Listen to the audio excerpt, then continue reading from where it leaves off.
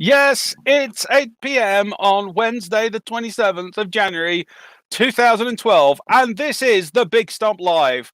I am the Raggedyman, and in the month where Reddit raided Wall Street, Godzilla restarted the grudge match with King Kong, Bridgerton proved that diverse thirst shots in fancy costumes bring in the viewers, and I decided to cut this intro down because it's just getting in the way of conversation.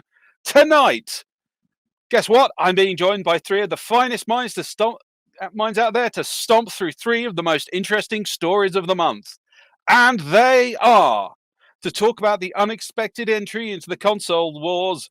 It is the Lizzie. Hello, Twitch. Hello, Twitch. Hello, the Lizzie.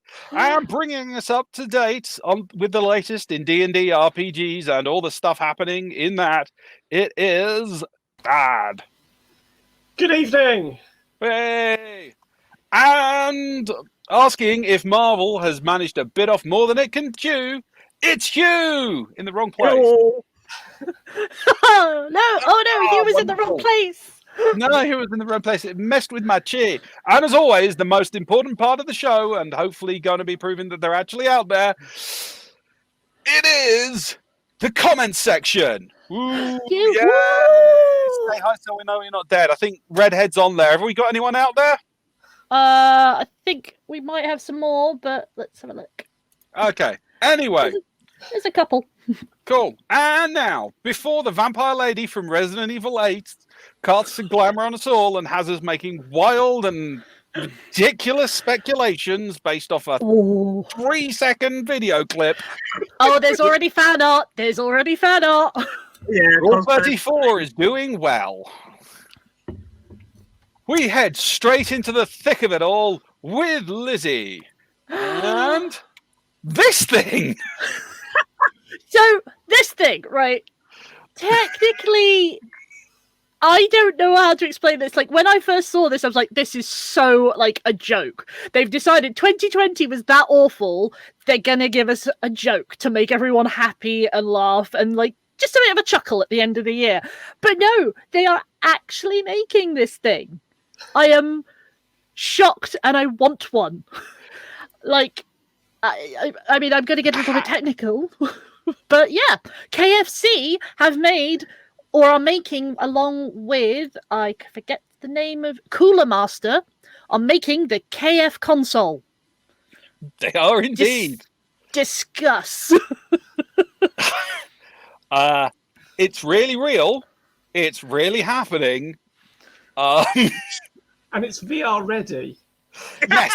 Oh yeah, I mean, like, if we're gonna go into specs here, like, where are we? You're amazing. Okay, it can do. It's got an. I'm gonna be honest with you. I'm gonna read a lot of stuff off. I don't know what about 2 words of it mean. So it's got an Intel NUC9 Extreme Compute element. Cool. It's capable of 4K gaming. Apparently, can run games at 240 frames per second, which is twice the frame rate of the Series X and the PS5. It's got a swappable GPU slot, so you can amp the processing power by upgrading the graphics card. It's powered by a pair of Seagate Barracuda 1TB SSDs. They're very fast. And it apparently does have a disk drive. There's a little bit of concern for some people that doesn't. They haven't said specifically it has one, but there's shots of it and it looks like it's got a disk drive on the front. Yeah. And it also, the most important feature that it has is a drawer to keep your fried chicken warm. They have said that the heat from it, of which there will be a lot. It's designed to keep. So basically, they've gone, okay, this is going to put out a lot of heat. So let's use that and put it in a. It's the drawer helps keep the innards of the KFConsole cool while heating up your dinner. And then, yeah. Apparently, because this is the kind of thing that makes me go, apparently people have run some, like, modeling tests, and the way it looks, they're like, actually, this thing could work. This thing, the heat exchange, it could potentially not blow the machine up, whilst also keeping your chicken warm. Now, as a huge fan of gaming and a huge fan of KFC, I looked at this and I went, wow. And then as a huge fan of building PCs, I went, the grease is going to get on the motherboard. Yeah. I think the motherboard might be above it. That all the models I've seen are using the top of it for the heat exchange, because like heat rises, otherwise they've got to do some massive venting work. Yeah, it does have like a little thing in the tray that you obviously put the chicken in, so it's not just like. I mean, there is no word on a release date, and there is no word on a price. I have seen people guesstimating anything from $450 to $2,000. Wow! And it's either going to be a very limited edition sort of thing for the like Uber gamer to try and get, or they're really pushing this. I kind of want them to actually do it properly, if that makes sense. Mm-hmm. It didn't. It came out at the start of the year. It's not an April Fool's. They have also said it's real. Yeah, it's like they keep there's like there's new videos for it all the time. Like Cooler Masters is in. If it is a joke, Cooler Masters are in on the joke. Yeah, and like exactly. This is where it gets. This is where it gets really, really interesting, because before Christmas, KFC said they were doing a Lifetime special, a Lifetime movies special about the Colonel Sanders. Right. And that came out at Christmas, and it was a 15-minute long movie with a pretty finger-licking romance, I think it was called, with a pretty impressive cast, and that's received positive reviews as a film. I mean, they also did a dating sim. Yeah. KFC did a dating sim. I've played it. It's actually a lot of fun. It's ridiculous, but that's kind of what you want from your dating sims. So what you're saying is the diversification of KFC into all these areas is so far going well, and this is one of the more logical ones. What I'm saying is, KFC, this is quite probably just ridiculous. This is going to be a huge smash. Yeah, I think that's not right. It's quite possibly ridiculous, but KFC have currently got this branding where they say they're going to do something ridiculous, and they do it quite well. Mm-hmm. Thad, you have a level of technical knowledge. What do you think about this? I think it's a gamer PC with a side of salmonella. It's going to be a nightmare to keep clean. Like, I've always wanted with my dusty PC is a grease trap. Yeah. I mean, come on, let's be honest. Most gamer PCs, the keyboards do end up being a grease trap. It's just the next logical step. Right? It's like, who the hell has leftover fried chicken to wait for? If the chicken arrives, you eat it. It's fried chicken. If you don't eat it, then, why would you keep it warm for later? You just reheat it. Don't we all have ovens? But like, say you bought one of the big buckets and there's like 2 pieces left, and you're like, I don't really want to turn the oven on to reheat them, so you put them in that to keep them warm for later. Because by all accounts, the drawer will only hold 2 pieces of chicken. Yeah, like it's not holding a full like bucket. Yeah. I just love that they went full on KFC branding and made it look like the bucket. Oh yeah, it's like what KFC are doing. What they're really showing is they're very good at that kind of niche, weird marketing thing. Like, we're talking about it now. It doesn't matter if it costs them like $100,000 to set this all up. That's a pittance in an ad budget. Yeah, happily accepted. But again,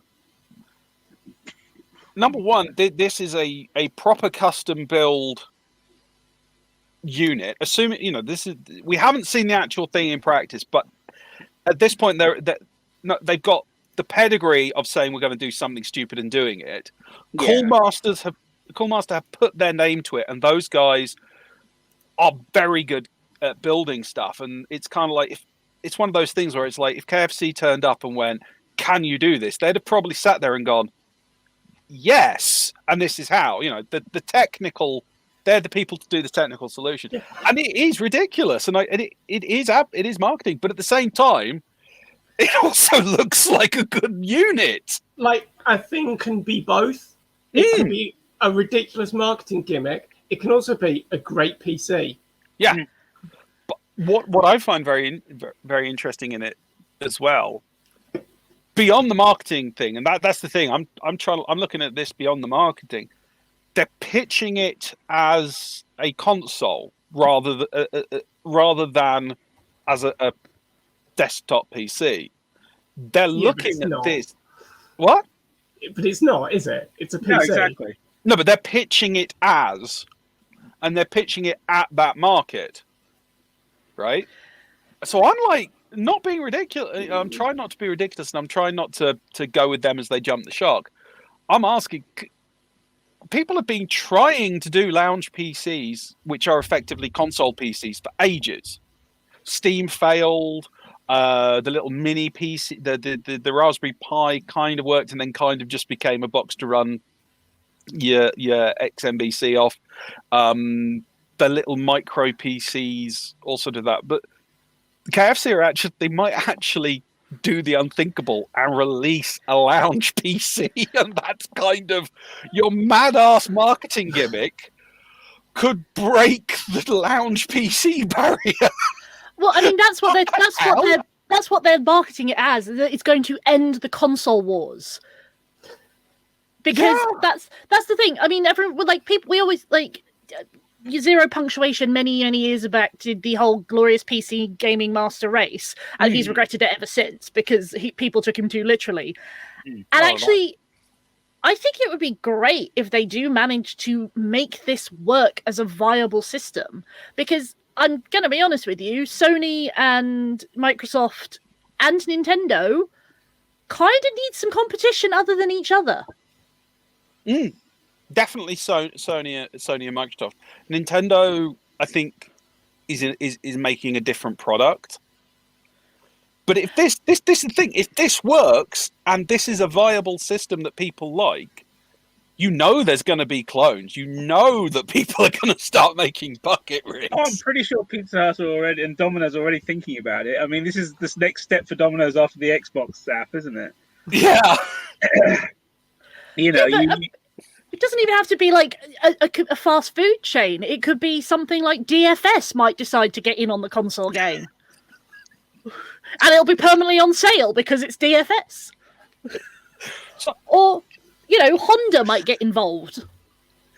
How do you feel about the prospect of a marketing gimmick busting open the console world? That's what we're looking at here.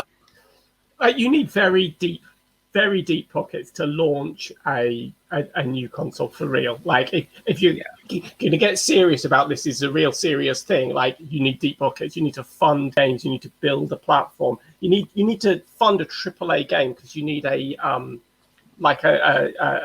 console shifter, right? You need the thing that people will buy it for, like the exclusive, and that's AAA, and that's a. You're like 100 million.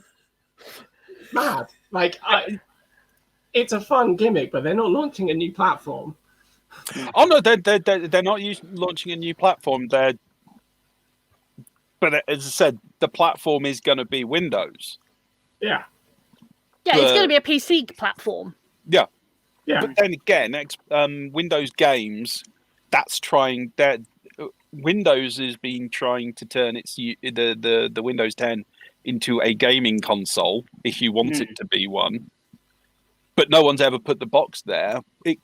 This could literally be the shell to get it in there. I can't wait for the price point. I was going to say, that was what I was going to bring up. As I say, there is nothing on the internet has any idea of how much it's going to cost. As I say, the smallest I saw was, so they're like, well, they're probably, if it's got a disk drive, they're probably going to put it at like the £449.99 mark for, like, if it's got the disk drive. But someone was speccing it up and was like, if you built this PC yourself, you're talking $2,000. Yeah, that was minimum. Collider's breakdown is that it adds up to about $2,000 US. It is indeed Collider. The Intel Nuke is $1,000.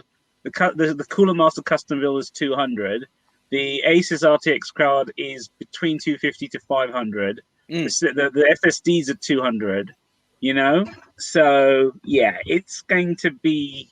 I mean, yeah, Thad's right about how much money you put into it, and the part of that question is, can they afford to lose money on it? If it is simply a marketing proposition, if that's what it's really about, then yeah, they can underprice and push it out there. But I think to do what you're talking about, Andrew, and actually crack open that particular, war, but break open that particular idea, I think you actually need to be not only more reasonable, but you have to position yourself like you do. Like Lizzie's idea about DFS, that makes more sense to me in a British context. Like the idea that to conquer the lounge, you need to be part of the lounge. Yes. And the problem with so much of this kit is it doesn't look like it needs to be in a lounge, or it looks weird in a lounge.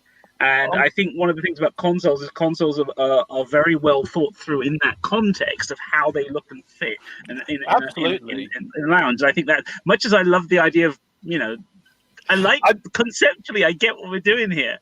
But, I think even at 500 quid, I'm like, really? Do I want to spend, on a pure that's a PS5. pure technical level? Sure. I appreciate that a lot of it's the heatsink, but if you wanted to put a top of the range PC in your front room, like a proper go for it gaming unit to really power one of those big ass screens, you're looking at something like these days you're looking at, for 4K gaming, a 3070 graphics card, and that's big.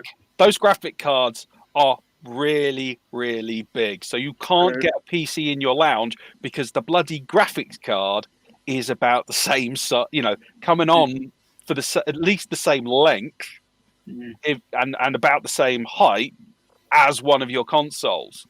So it's going to be. And also, I mean, like, you can get there are like gaming PCs out there.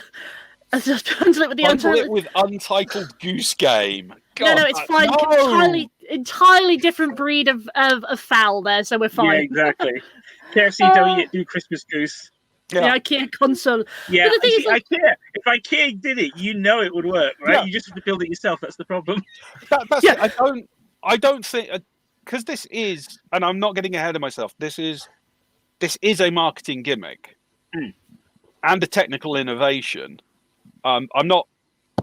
Hugh's gone. I'm not saying otherwise.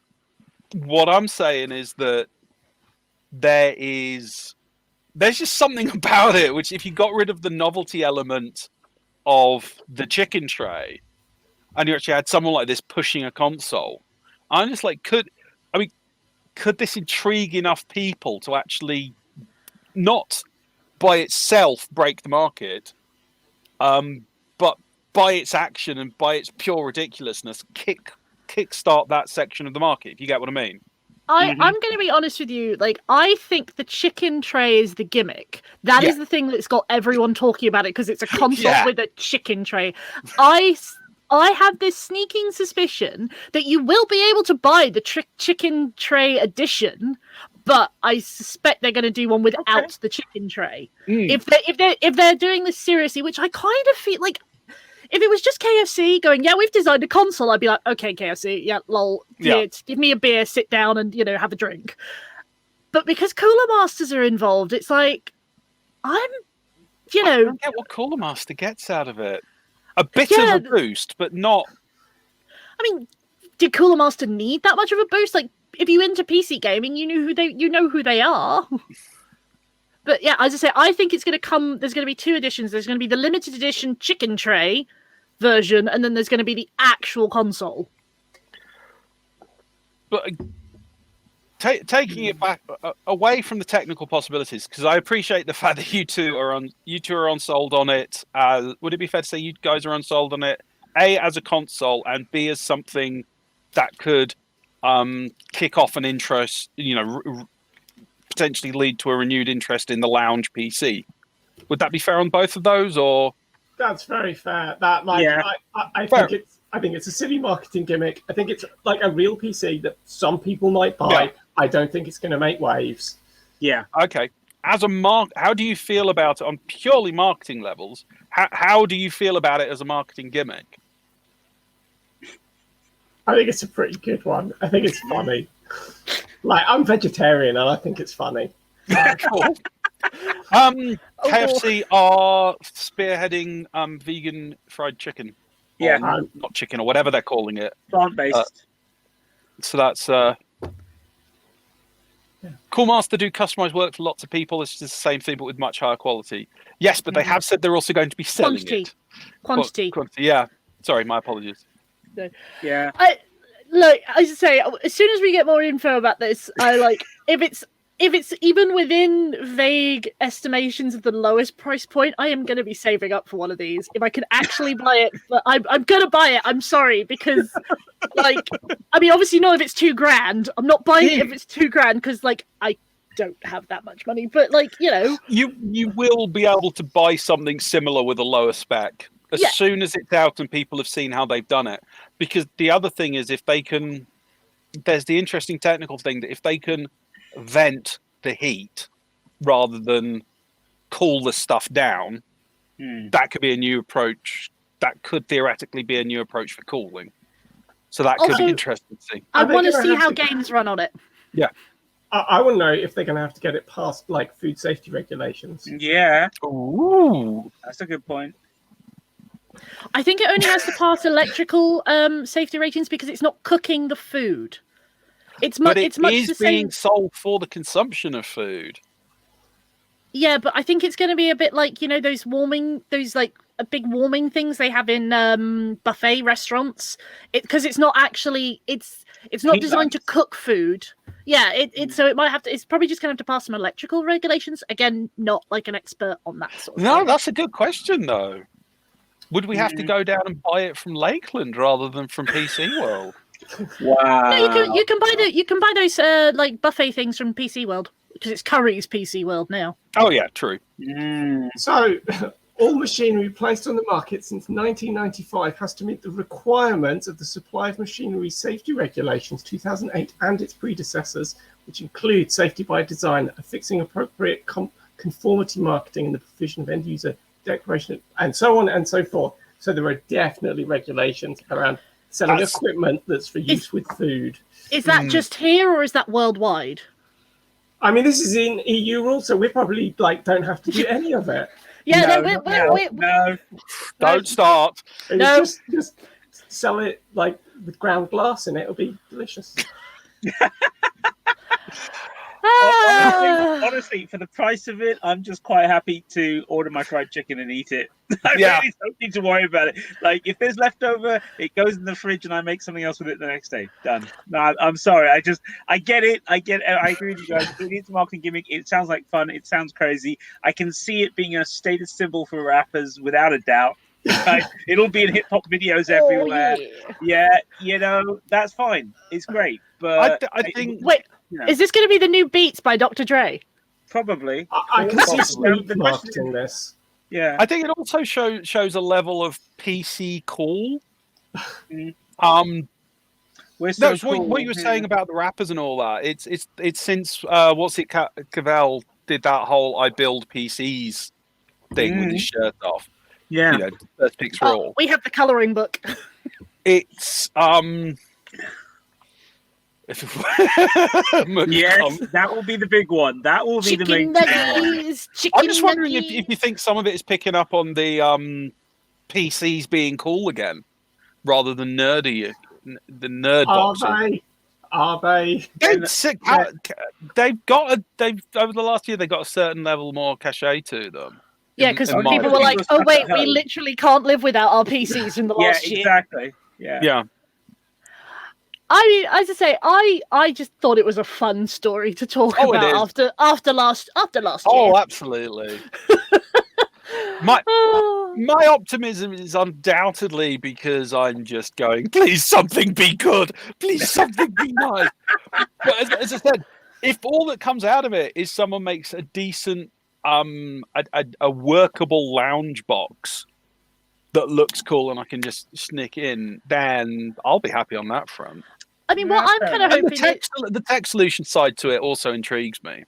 But what I'm kind of hoping is that, like, okay, KFC has a lot of money. Let's be honest; they're not short of a few bob lying around doing not a lot except accruing interest. So I'm kind of hoping that some of those other big companies might look at it and go, "We could do that," and like we could get in on this. Like, it might open up the sort of technical aspect of gaming to more people than the sort of very niche market that it currently is, because there's all like graphics cards, you've got your like big names, you've got your processor names, but like you talk about consoles, it's Microsoft and Sony with a little bit of Nintendo thrown on the side. For gaming, it's kind of two. I'm going to go back to what just Mark said. The IKEA PC. Why not? Yeah. I think you either need to have cables running across the room or get up to reach your chicken. Yeah. No, because that'll be the add-on they bring in, which will be the Robo Butler. Oh, we could be entering a whole world of it'll look like the Colonel housing products. Yeah, but it'll look like the Colonel. It'll be a little robot butler with the Colonel's face.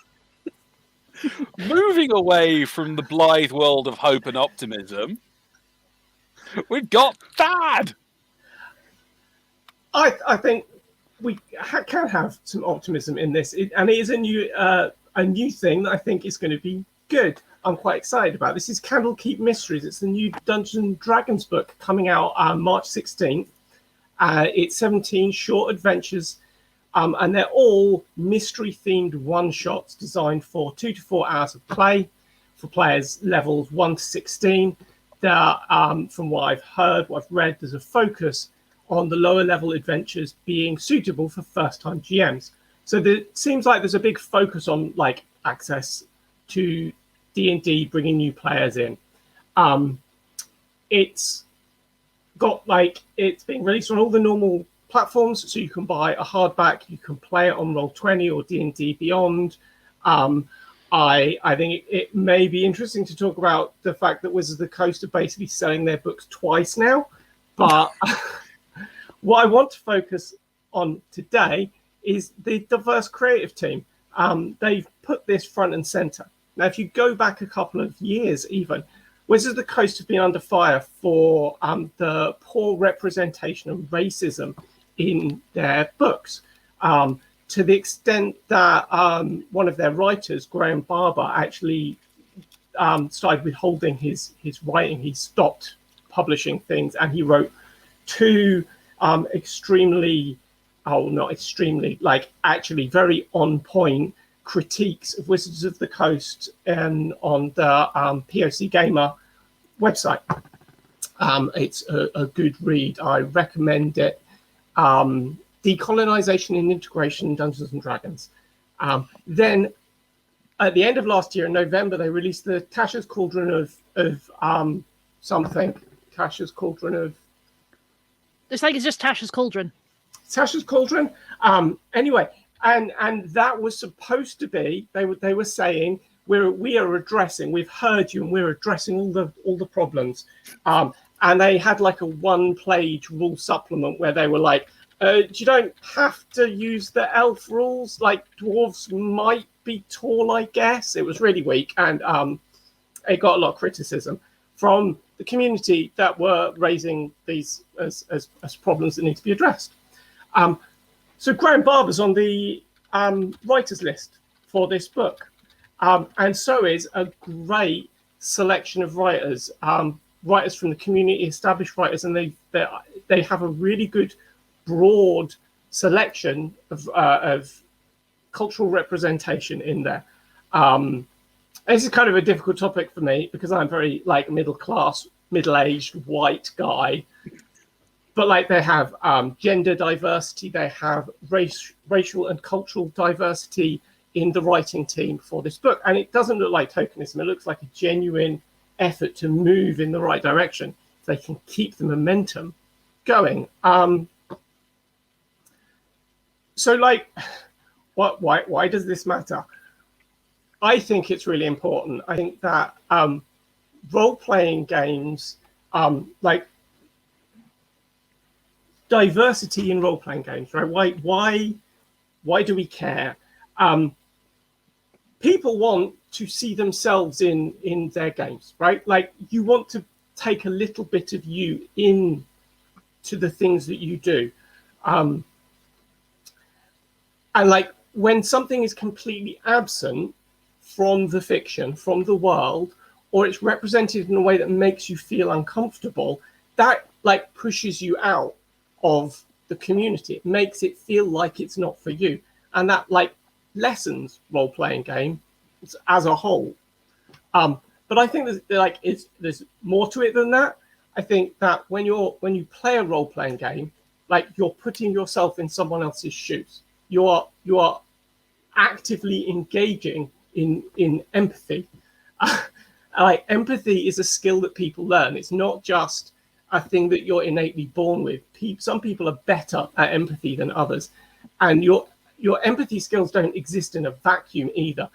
You learn to be empathetic by being empathetic to specific things. That's why, like, racist people can still have empathy to other people that are like them. They've only practiced empathy with people who are like them. Like, they have not had the practice of empathizing with people who are different to them. And when you put yourself in a role, you're exposing yourself to thinking in some other terms, thinking what it would be like to be someone else.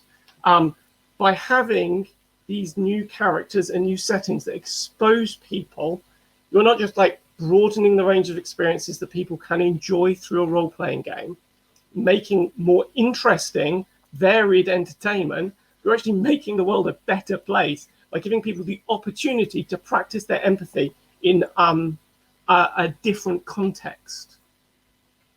Cool. So this is a topic I feel quite passionately about. And I'm genuinely excited for this book, not just because I think it's going to like make things better in its own little way, but I think it's going to be a great book because it's got interesting and varied writers. But yeah, in answer to your question, Tad, of why does this matter, is because representation matters. And like, let's be honest, the world is very much cis white male representation. Like, that's not a crack at anything, it's just that's kind of the way it is. But it's slowly changing, and this is a very good step in that direction. Hugh, you look like you have thoughts. A lot. Fire them up. Go, Hugh. No, I'm considering how much of it may be just my age and as well as my background. So, a little bit of background I think is important.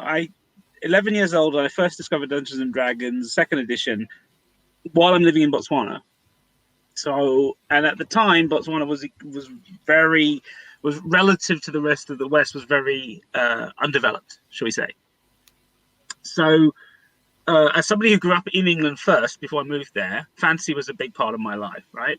And obviously that's very traditional fantasy. It's the 70s, it's Lord of the Rings, it's Tolkien, you know, it's the stuff that it's Viking stories from Henry Treece, it's Roman stuff from Rosemary Sutcliffe, you know, it's King Arthur, it's Robin Hood, stuff that I still love to this day, but it's all very much British mythos, right? And European mythos. So there I am in the middle of a town that is literally on the edge of one of the largest deserts in the world.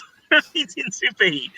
And I'm reading these stuff and I'm going, this is amazing at 12 years old, going, I want to do this.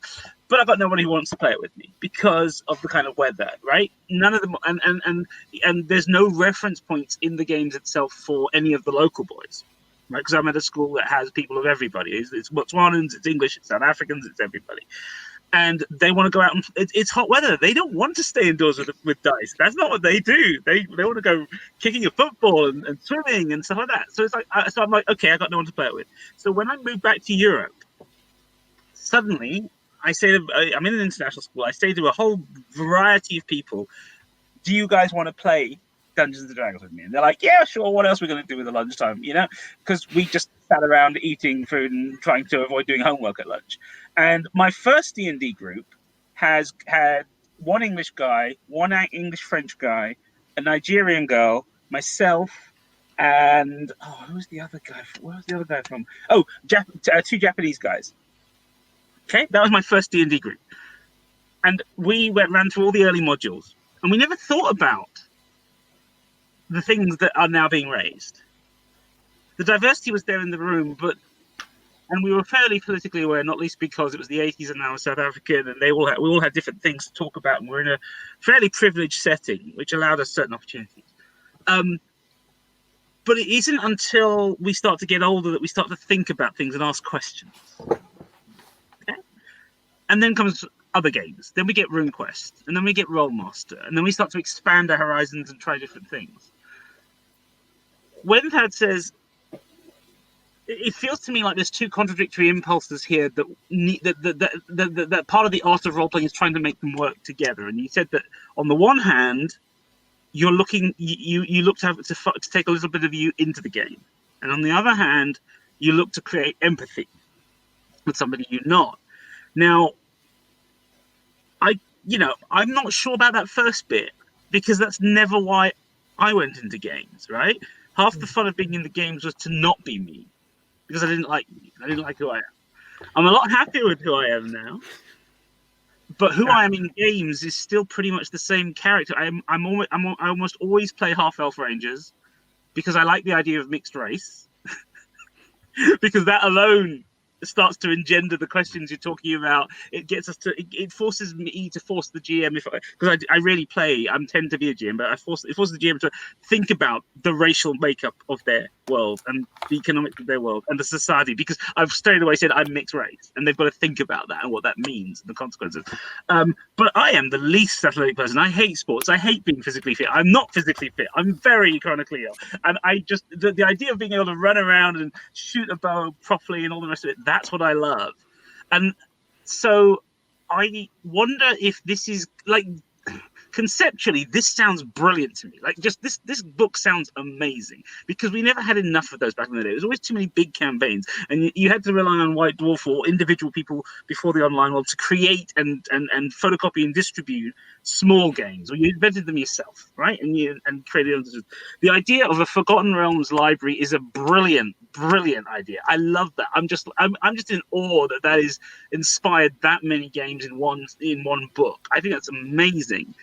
But I often wonder how many players, if you're looking, I don't know, Thad,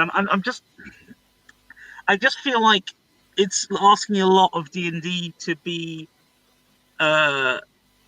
inclusive, when the fact that it is completely fantastical and made up means that you as a player or GM should be able to create that inclusivity yourself. Like, I have no expectations that a whole bunch of white American dudes are going to tell me about diversity. And as you said, they've changed that now. We have a whole group of new writers. But I'm also not playing D&D to relive my youth as a South African, right? I have enough racism in life. Yeah, Sorry. It's difficult. The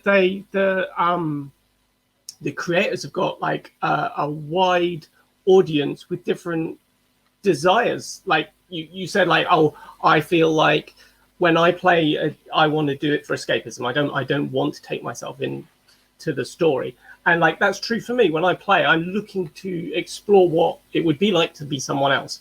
I'm not looking to kind of be a version of myself in another world. But that's not true for everyone who plays.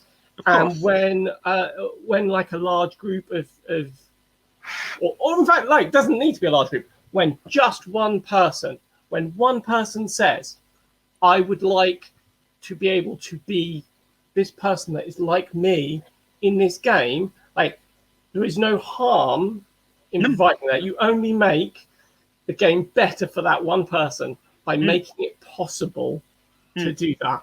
And I think that's what's key here, is like, the audience is big for Dungeons and Dragons, and it's growing. Like, the last year has been great for role-playing games because of the provision of websites like Dungeons and Dragons Beyond and Roll20, where people can get online together while they're all in their different boxes on the screen and play games together.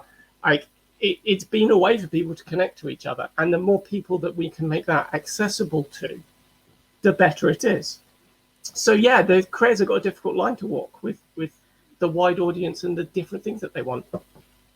Lizzie. So the thing, like as you said, that this is opening up D&D to maybe a wider audience, and like obviously Hugh's got the good point as well. But also, like, I'm going to be a bit cynical because somebody has to, and I can see Andrew thinking, "Oh, but do I have to be the cynic here?" Let's be honest. What this is? Cynic. Oh, you weren't going to be the cynic. Fine, my job. I'm going to be the cynic. With Dungeons & Dragons is owned by Wizard of the Coast, which is owned by Papa Hasbro, and we all know what Papa Hasbro's main motivator is money. They have seen that inclusion, diversity, and like reaching a wider audience brings in the dollar. Because if you include people, they're more likely to spend money with your company. And like, great. It's wonderful that they've done this, but I'm just looking at this like, it's great, except for the fact you're making people buy a book twice. Yeah, it's like it's like what is this buying a book twice thing? So you can buy the hard copy and you have it in your hands, but if you want the digital version, you have to pay again. Yeah, the problem isn't like I want 2 copies of the book. The problem is that if you want your character on D&D, like if you want to manage your character on D&D Beyond, and you want him to have an item that's in a book, then you have to buy the book through the website. Okay, right. But all of this stuff is this is all, you know, as you guys say, this is standard commercial practice for where we are now with certain kinds of items and things that need to be sold via online, and I get that. I think I'm getting to something more fundamental here, which I think is that I fundamentally, and this is, as I said, maybe because of my age, I do not believe that it is the corporation's job as the moneymaker to provide, although I mean this is partly, Lizzie's right, they see diversity sells now and therefore they're making the changes, but I feel like what's lost in the modern debate is all these, I mean, 1981 is when I read my first D&D, right? I feel like the grassroots work that we all did as players to be diverse without the corporation handing down the texts to us to say, look, here's your opportunity. I'm trying to understand where that spirit's gone in the players, because I find it amazing that we've waited this long for Wizards of the Coast to do it. Surely the writers you're talking about have already done this in the fan communities. Yeah, absolutely. These are all established writers that are now being, like, here's where it's exciting, and like the money motive, don't let it color things too much, because it's where we as consumers actually get a say in things. But like, they are being given a platform, they're being given the exposure to have their work seen and read by this wide audience. Like, I think that's exciting. You also have... That is. I mean, this is the first thing anyone said to me about D&D in the last year that excited me. I mean, you bring this up, that is to me. I mean, I haven't bought anything from them in a very long time because it's D&D. I have my issues with it, but I might buy this because this sounds absolutely fantastic to me. It's to me, it's interesting because if it sells, which from all the hype it looks like it will, then it's that thing, you know. If this sells, then they'll go, okay, we're fine doing books, you know, books which have diversity in themselves. So it then stops being a selling feature potentially and starts becoming, we can't, you know, it just becomes a regular thing you do because it sells more. I'd like to say, for the record, I have no problem with companies doing diversity for money because that means diversity. I possibly didn't make that point, but I don't care if they're doing it for money as long as it gets done. Yeah. But Hugh, going back to your example of your D&D group that you had in the 80s at school. Yeah. You said you had a girl in your group? Yeah. That's pretty that's pretty like out there for the 80s. Like, I'm 36. I was born in the 80s. I started reading Dungeons and Dragons books when I found one in a charity shop because it had a dragon on the front and I thought, cool.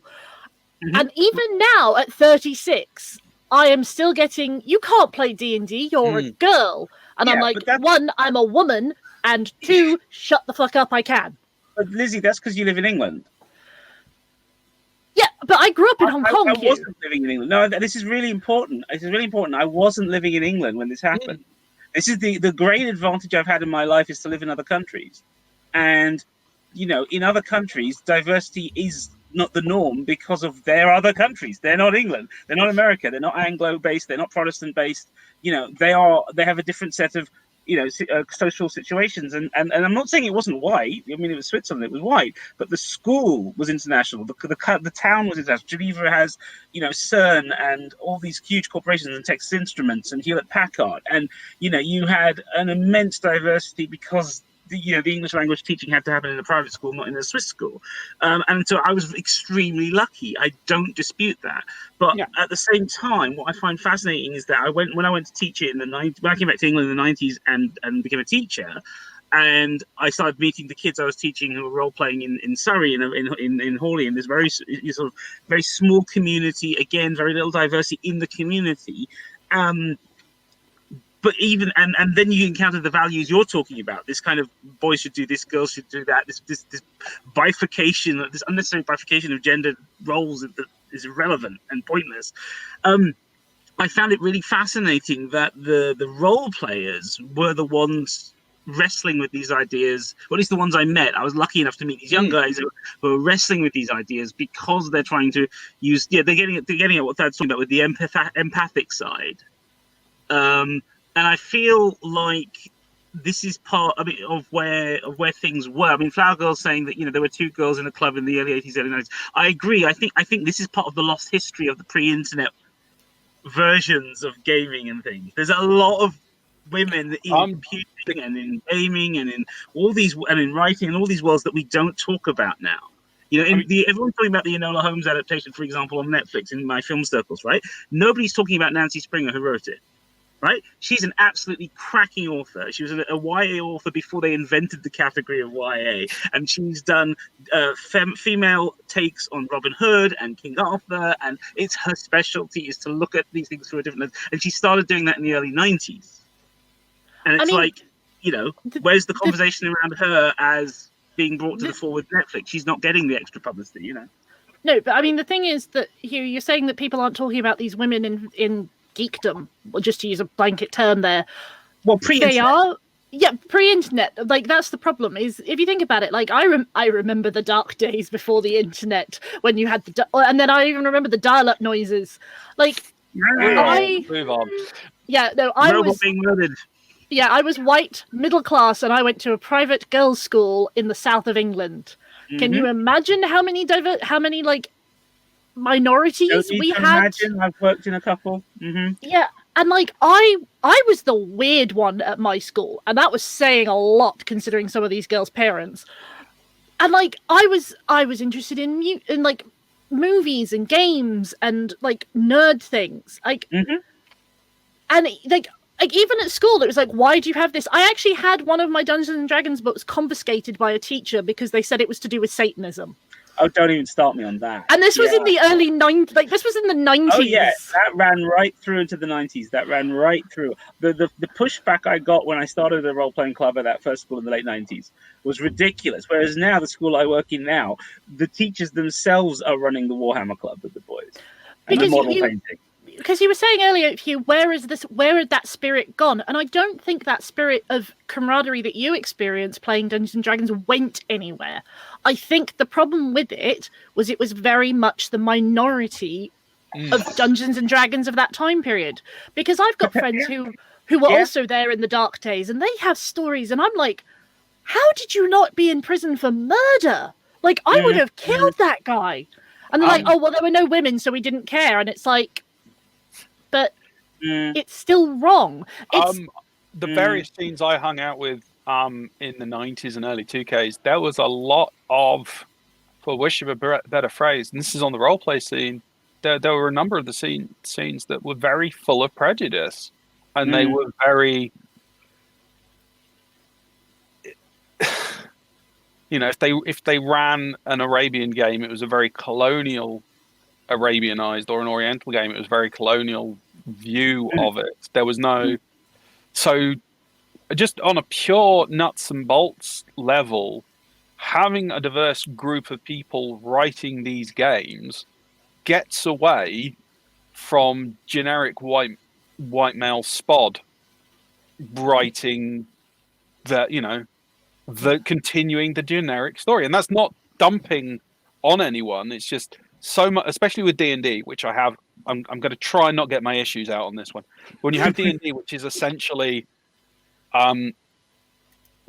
Lord of the Rings, the role play game, to be blunt, right? Yeah.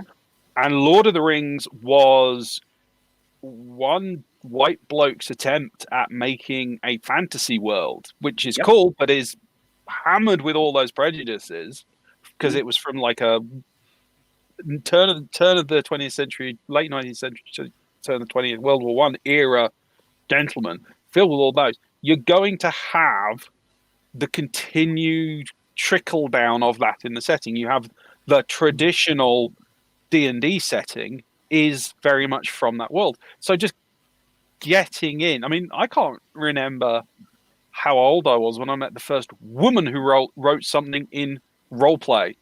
Who'd actually, got something published by one of the big guys. It was just white, nerdy blokes, essentially middle class, at least, like uni-educated blokes, continuing down the furrow that had been built by the game. So getting some more voices in, hey, that makes it cooler. Yeah, I mean, at no point am I criticizing the idea of the voices. I'm fascinated, and Thad's right. They're being given the biggest platform possible, and that's where we are now. We're in it, and that actually relates to the topic I'm going to be bringing up. That is where we are now in terms of what American corporates do. I'm just intrigued. I feel like there's been I just feel like looking at my own life. I feel like there's a huge gap in time. I'm amazed it's taken this long. We're nearly a quarter of the way through the century. I'm like, how did this not happen in 2000? How did this not happen in 1900? I don't mean from the point of view of us as the users. I mean from the point of view of the people in the wider community. I just feel really let down by people my age, basically. From having been around that world, it was fear of not selling. It was the rightly or wrongly, I think wrongly, the economics were perceived as being, we need to appeal to as many teenage to early 20-something white males, Euro white males. I mean, and if we put stuff in that is outside of that box, they're not going to buy it, so we're not going to make any money. That was the great perception of it, and that was who they were targeting. And they also saw it as a lot more of what Thad was going on about putting yourself into it. They were like, right, well, these people want to be able to see themselves in it, and that's what you end up with. I mean, the great tragedy of all time. Mike Pondsmith wrote Cyberpunk 2020, masterminded all that, and then it mostly got played by extensively got played by a bunch of white dudes who didn't think racism was a problem anymore. So that's the market you're dealing with, man. Yeah. And from a commercial point of view, it's also creativity is hard. It's really hard. Making something truly original is difficult. And before you even try and sell it. Yeah, and then you have to convince someone else. And if they're not well, I know elves sell. People like elves. Why don't you put more elves? I don't get these tentacle things. Why don't you put more people in it? Ethereal what's? No, put dwarves in it. Tolkien did dwarves. The dwarves are cool. It's really hard to make something original. It's really hard to convince one person that other people might like your thing. Yeah, all of that stuff is hard. So the easy route is more of the same. Why has D&D been the number one selling roleplay game forever? It's not because it's the best system. It's not because it's the best world. It's because it's the one everyone knows and they're sticking with it. So we have an intrinsically conservative market, and they likes what they likes. But that's the thing. Sorry, go on, Lizzie. Fantasy has been formulaic for years. Let's be honest. I mean, everyone call it the Tolkienian formula if you want, because let's be honest, it kind of is. But elves like to live in the woods and talk to trees and have bows. And dwarves live and be pretty. Dwarves live underground, like gold, and have beards and drink. Humans are the biggest dicks in the room. And then you add in all these other races, like orcs. The orcs are always the bad guys. Drow are, always the bad guys.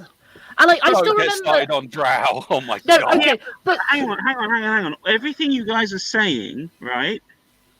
I agree. My experience is anecdotal and limited, and it's only limited. I've only played D&D across 3 or 4 countries and a few different groups across those 20 years before I pretty much stopped playing at the turn of the century, and I gave up on D&D. We moved on to other systems very quickly because those gave us the greater flexibility, the greater options, the greater technical processes to use.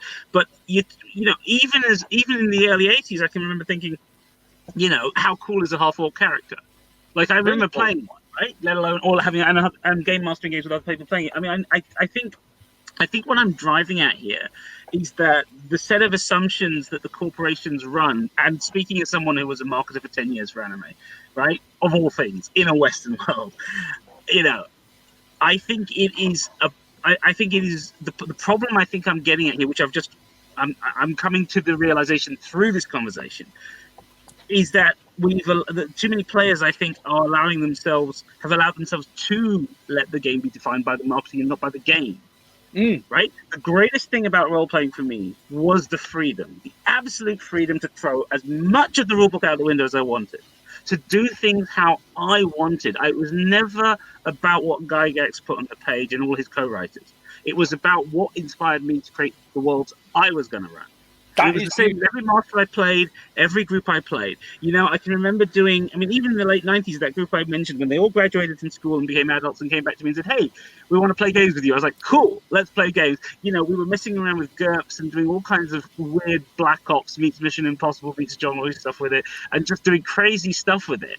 And it was, but the point is that sense of, to me, I thought that was what role-playing was about, was it doesn't matter what the corporation had put in the book. It should always be the leaping off point. Hugh. And the idea that the corporation wants to sell it to a bunch of people, well, who cares? That you don't have to be that person. You don't have to be that person. You can do what you want with it. I just wonder if that's still there. You are a wonderful person, and I mean that absolutely sincerely. Now, Thad was going on about that rule set that meant you could have like an ugly elf and a tall dwarf and all that stuff, right? Mm. I am telling you now, there is a significant portion of players that if there isn't a rule for it, you can't do it. Well, they're morons. Yes. Yeah, That's why I'm saying you are a lovely person. Hugh, have you unimaginative morons? Yes. Hugh, have you come across the term rules lawyer? This is a lot of people who. But as someone with a law degree, I completely get what you're saying. Yeah, and I'm sorry, but you're. I think I think I'm going to get away with this sentence. I think you have to check your privilege of how wonderful a life you've lived, not having to put up with these dickheads. Okay, I think am I safe on that one, or are you coming? No, all I was going to say was I think I was lucky. Most of those dickheads were in football. I think the thing for you, Hugh, is you played with people you knew, people you liked. You weren't playing with strangers at a gaming shop round a table who you might only see them once a week. Yeah, true. Like I'm part of a Monday night group that we used to play in our local game shop until they got closed down. We now play in our local library before Madame Rona came along, and now we're currently all doing it online. Some of these people, how do I put this, that I've met playing this in this game, I wouldn't piss on if they were on fire. Because they are literally the worst people to play a role-playing game with. It doesn't matter which system. It could be Dungeons and Dragons, it could be Vampire, it could be Traveller, it could be Fading Suns. Doesn't matter. If it's not in the book, you can't do it. Yeah. Or they will sit there and they will argue the wording of the book with the GM for an hour and a half while the rest of us are sitting there twiddling their thumbs, and then I get pissed. Now, I could explain to you why this is, and I could explain how this is a function of the human psyche, or I could just go, they're knob monkeys. I'm going to stick with that one. Remember that one. You got. I mean, as I said, I have been in situations where people have not been allowed to play LGBTQ plus characters because the game didn't have rules for it. Okay? If it's not on a table, you can't do it. Yeah. Bullshit. Exactly. Bullshit. Yes. No. These are people I didn't play with for very long because I just heard all this and I'm like, I was going to say, life is too short. yeah, life is too short for these people. But away from our strength of character, away from our willingness to go, okay, I'll find a better game. I guarantee that if they've done a rule set that basically says, here's the rules for having diverse characters. I mean, the fact that they recently brought out dungeons with accessibility ramps in them, right? And people went, ooh, about the rules. I'm not even talking about whether there should be that, whatever, but going, well, how do these rules work? The fact that wheelchairs had to be rule spec. There are people that won't be able to play the characters that they want as an avatar of themselves, rightly or wrongly. They like you playing a half race. That is a projection of yourself. They want to put something themselves on it. They just wouldn't be allowed to do it unless the rules are out. So if there's 2 pages of rules saying here's the rules on being diverse, great. That's given so many people the chance to just really enjoy themselves because they're in a situation where it's that game, as in that gaming group, or nothing. That's why there are people I know, like Liz was saying, gaming with people she can't stand or that she doesn't care about. None of your current group, right? No, like I've managed to weed. Luckily, I have managed to weed out all of those people because they've either pissed off because everyone got so fed up with them, or they've all joined their own arsehole group and they're not the group that not the group I play with. I play on a different table.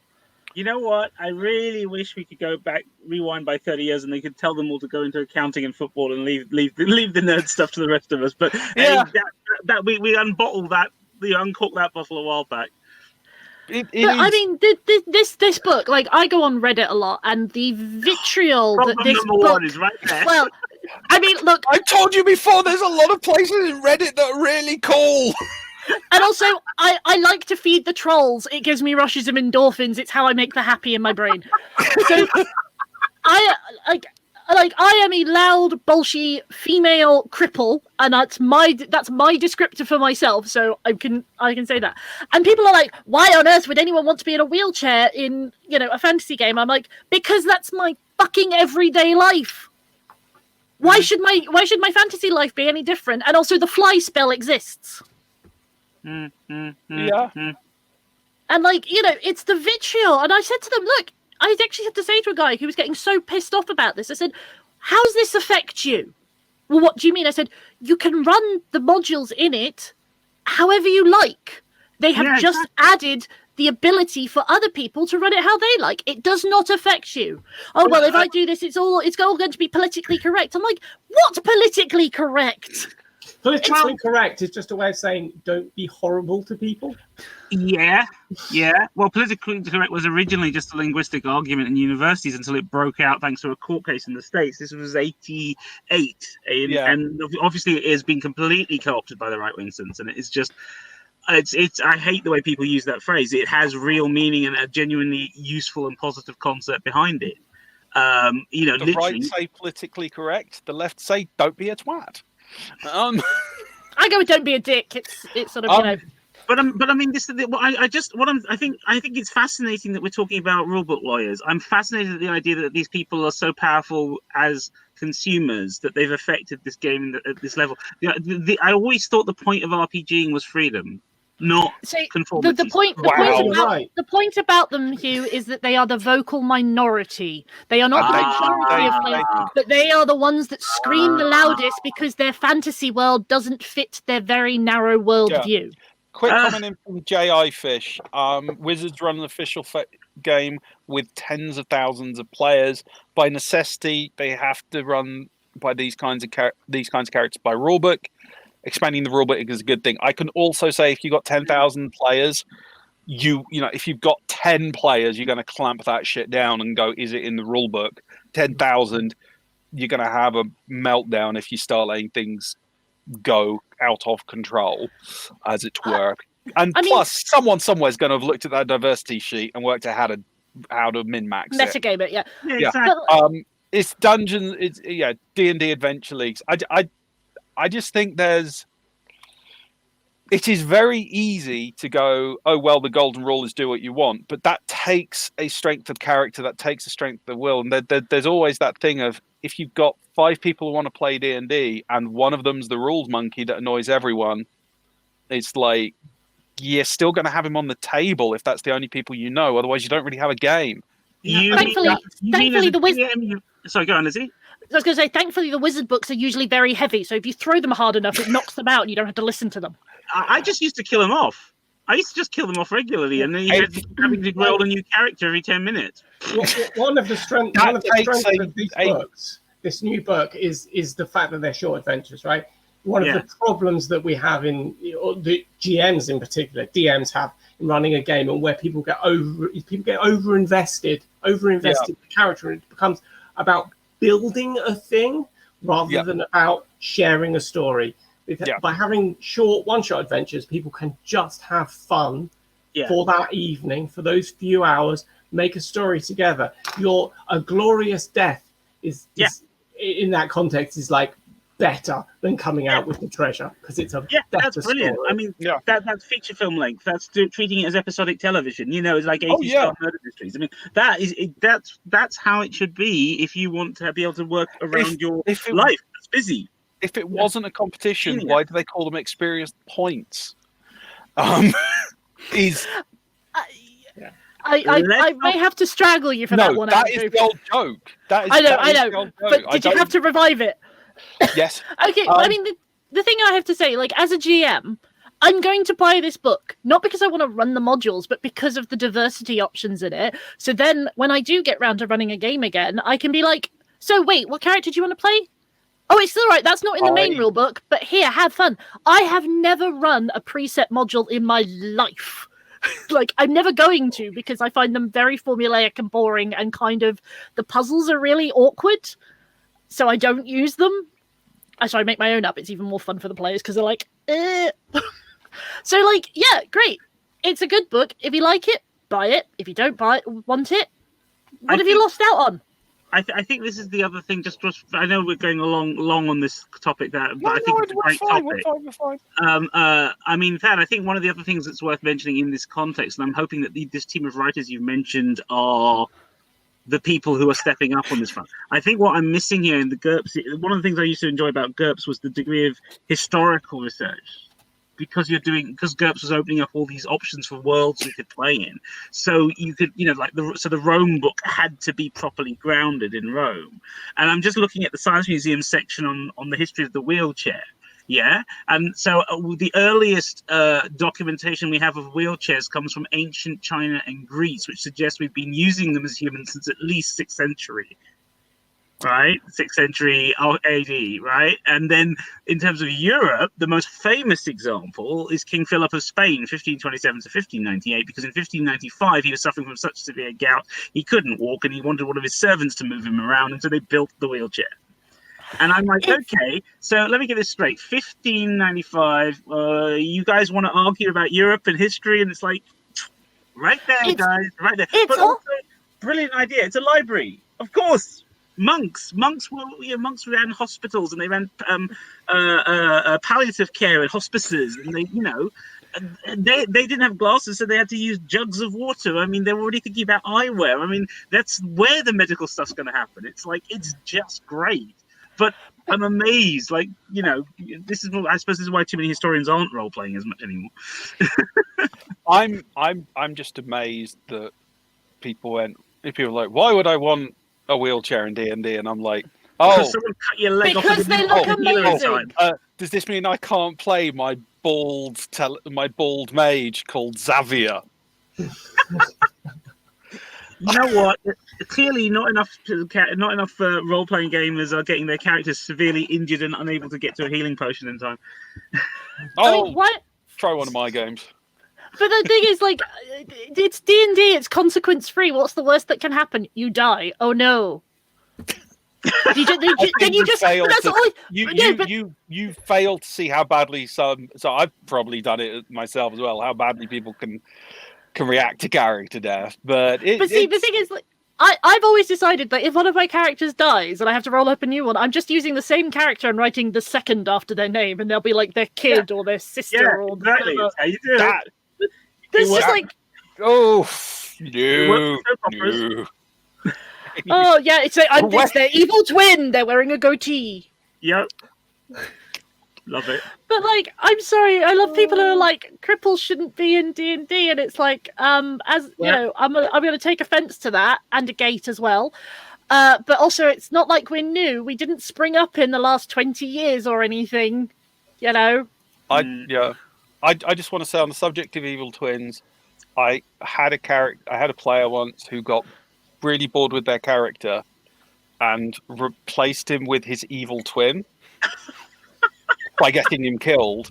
And he had the goatee, and he told the rest of the team he was the evil twin, and they never believed him until he killed them all, obviously. But that was literally, it's like, oh yeah, same stats, it's just the evil twin, I want to kill them. Fine. Paranoia is a brilliant game. Anyway, I love Friend Computer. Paranoia is great. Paranoia is terrific. But yeah, that's again just like Mark. I was a brave adventurer like you once until I took an arrow to the knee, and the bastards wouldn't let me have a wheelchair. There you go. There you go. But like, actually, just on the whole diversity in role-playing games, let's be honest, it's already there in the sheer amount of systems that are out there. Don't like D&D? Pathfinder. Don't like Pathfinder? Paranoia. Go on, play Paranoia. You'll die in character creation. Paranoia is so good. Or, you know, Call of Cthulhu if you want to go horror, because as far as I was concerned, the D&D's adventurers into horror didn't work terribly well. Rime of the Frost Maidens, what were we thinking? They were trying to do horror Cthulhu without the terror, the unknown depths, or the grounding in racism. So that's where it all went wrong. Look, I have opinions about Wizards of the Coast because, as I say, it's just they lost the soul, man. They lost the soul. I have issues with Wizards of the Coast because they put Slay Industries on ice for about 10 years, But I mean, you know, I'll say this, Dad. You've really absolutely sold me on this. I want to buy it. I do as well. I'm not touching it with a barge pole because I've hated D&D since I was 8. Who said I'm going to use D&D as the system with it? I just want the scenario. I mean, I could always sell you on another system if you want. I've got enough systems lying around as it is. I have enough. Happy to be told about another one if you like it. I'm always open to trying a new system. You never know. I mean, the last system I really loved was the early Deadlands, which was before they turned it into D20, when you had to play poker to do the combat. And that was amazing. Playing a Western game where you actually have to know how to play poker in order to win your combat or your magic was insanely fun. But also, it was that was great. But it was a really good Weird West. But if I have to play cards, then I can't have my shiny math rocks. Click-clacks, need all the click-clacks. Yes, my precious dice. Precious dice. I am a dice goblin. I have so many sets of dice that I will probably never actually use. But they're mine, and they're pretty. When people go, "Why do you have so many dice?" and you're just like, "Not a gamer." I have pots of them. Like I have triple digits of dice. Let's put it that way. That's as far as I'm going. I haven't role played for a while, and I'd still look at dice and get yearnings. Just like that's why. That's one of the reasons I started coming back to it, is doing board games with the friends, and them wanting to actually start exploring role playing. And I was like, oh man, you're giving me the bug again. You know, it's like, let's do it. So we've done a few sessions with them testing out Warhammer based and HeroQuest based stuff. And now I was like, right, I'm back in now. I'm figuring out what I'm going to do next. I'm probably going to try Gene Funk, because I'm feeling like a cyberpunk campaign, and Gene Funk seems to be a little bit sort of different and more kind of cutting edge with its ideas. But we'll see. I'm going to be honest, Cyberpunk Red is actually not bad. Yeah, so I've heard. Yeah. It's a solid. Mike P wrote it. Mike Sorry, If you like cyberpunk setting and you like lots of dice, then Shadowrun. Shadowrun, yes! Okay, You can roll no. handfuls of No, D6s. I don't Buckets. like Dungeons and Dragons, and I don't like Dungeons and Dragons with mirror shades on, pretending not to be Dungeons and Dragons. Okay. But you can have like 4 arms and have a bow for each set. Like, in what other game can you roll 1,000 d6? I know, it's like, I love Shadowrun. Any game that gives me the ability to literally cover the table. I have played Shadowrun on a number of occasions because no one would play Cyberpunk or play Industries because they're all like, but they wouldn't make me. Just like, why? Because they want to fireball him. Okay, or you could just make a Electrocute flamethrower. him. Yeah, or just be a Phoenix Shaman. Grenade at his face. But they want to go magic fire. Yeah, be a Phoenix Shaman. Yeah, or you could get a milk bottle, some petrol, and a rag. That casts fire. Anyway. Yeah, no, fair point. It isn't D&D with mirror shades. It's Earthdawn with mirror shades, which is like knockoff D&D with angst. Anyway, before I head down a rabbit hole of screaming, we can do that in the post chat. Okay, so WandaVision is the latest entry in the Marvel Cinematic Universe, but instead of being in theaters, it is a limited TV series, approximately 8 episodes, I believe it will be by the end, which is running on Disney+. It is not supposed to be the first limited series. It was intended to be a more traditional opening to this new iteration, technically, I suppose, Phase 4 of MCU, which was going to be Falcon and the Winter Soldier, but due to COVID and shooting restrictions, they moved these things around. And so what we have is something that I have seen both criticized and praised over the last few weeks. We've had 3 episodes so far. So, as with all television, 3 episodes is not a lot. And when it's an 8-episode series that connects to a whole bunch of other things, that's still not that much.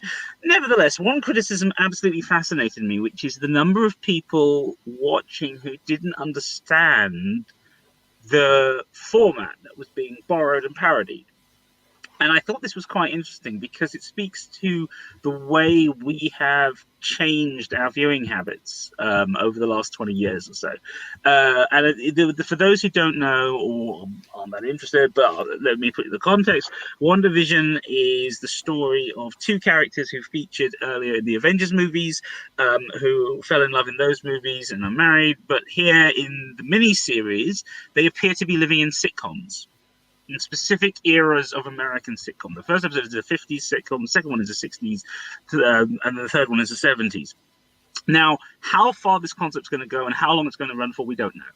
Right? And they are already seeding, for every episode, there's a little bit more information being seeded along to help you understand what might be happening and how this connects to the rest of the universe.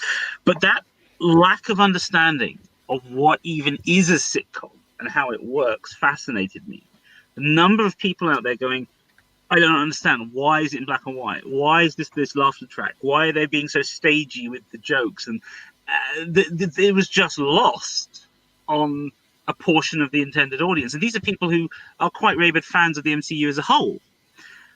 So I wonder what this says about the MCU, about Disney Plus. I mean, we've already talked about corporations and diversity in terms of Dungeons and Dragons, and what happens when you're working at a certain scale of audience.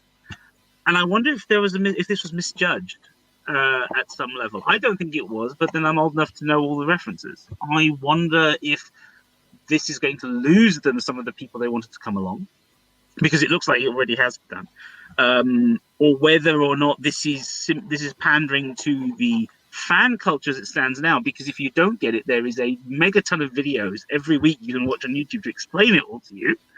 And I wonder if that's also a fun experience. Is it still fun for people who don't get it? And in the end, does it even matter if you are the sort of person who dips in and out of MCU and just goes, oh, well, I like this bit and I don't like that bit?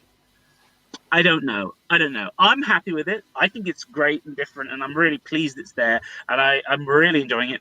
But I don't know if that works for other people. Yeah, I watched it last night with my kids. I have three kids from like 12 up to 19, and I got the references. I knew what it was satirizing in the first episode. I've only watched the first episode, and I felt like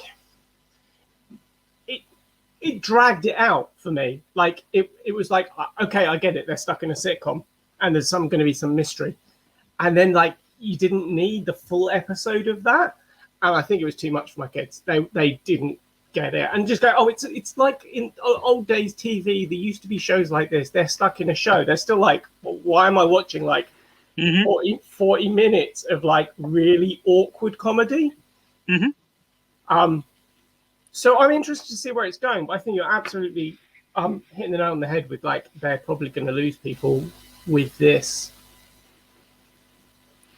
I don't think they're going to lose.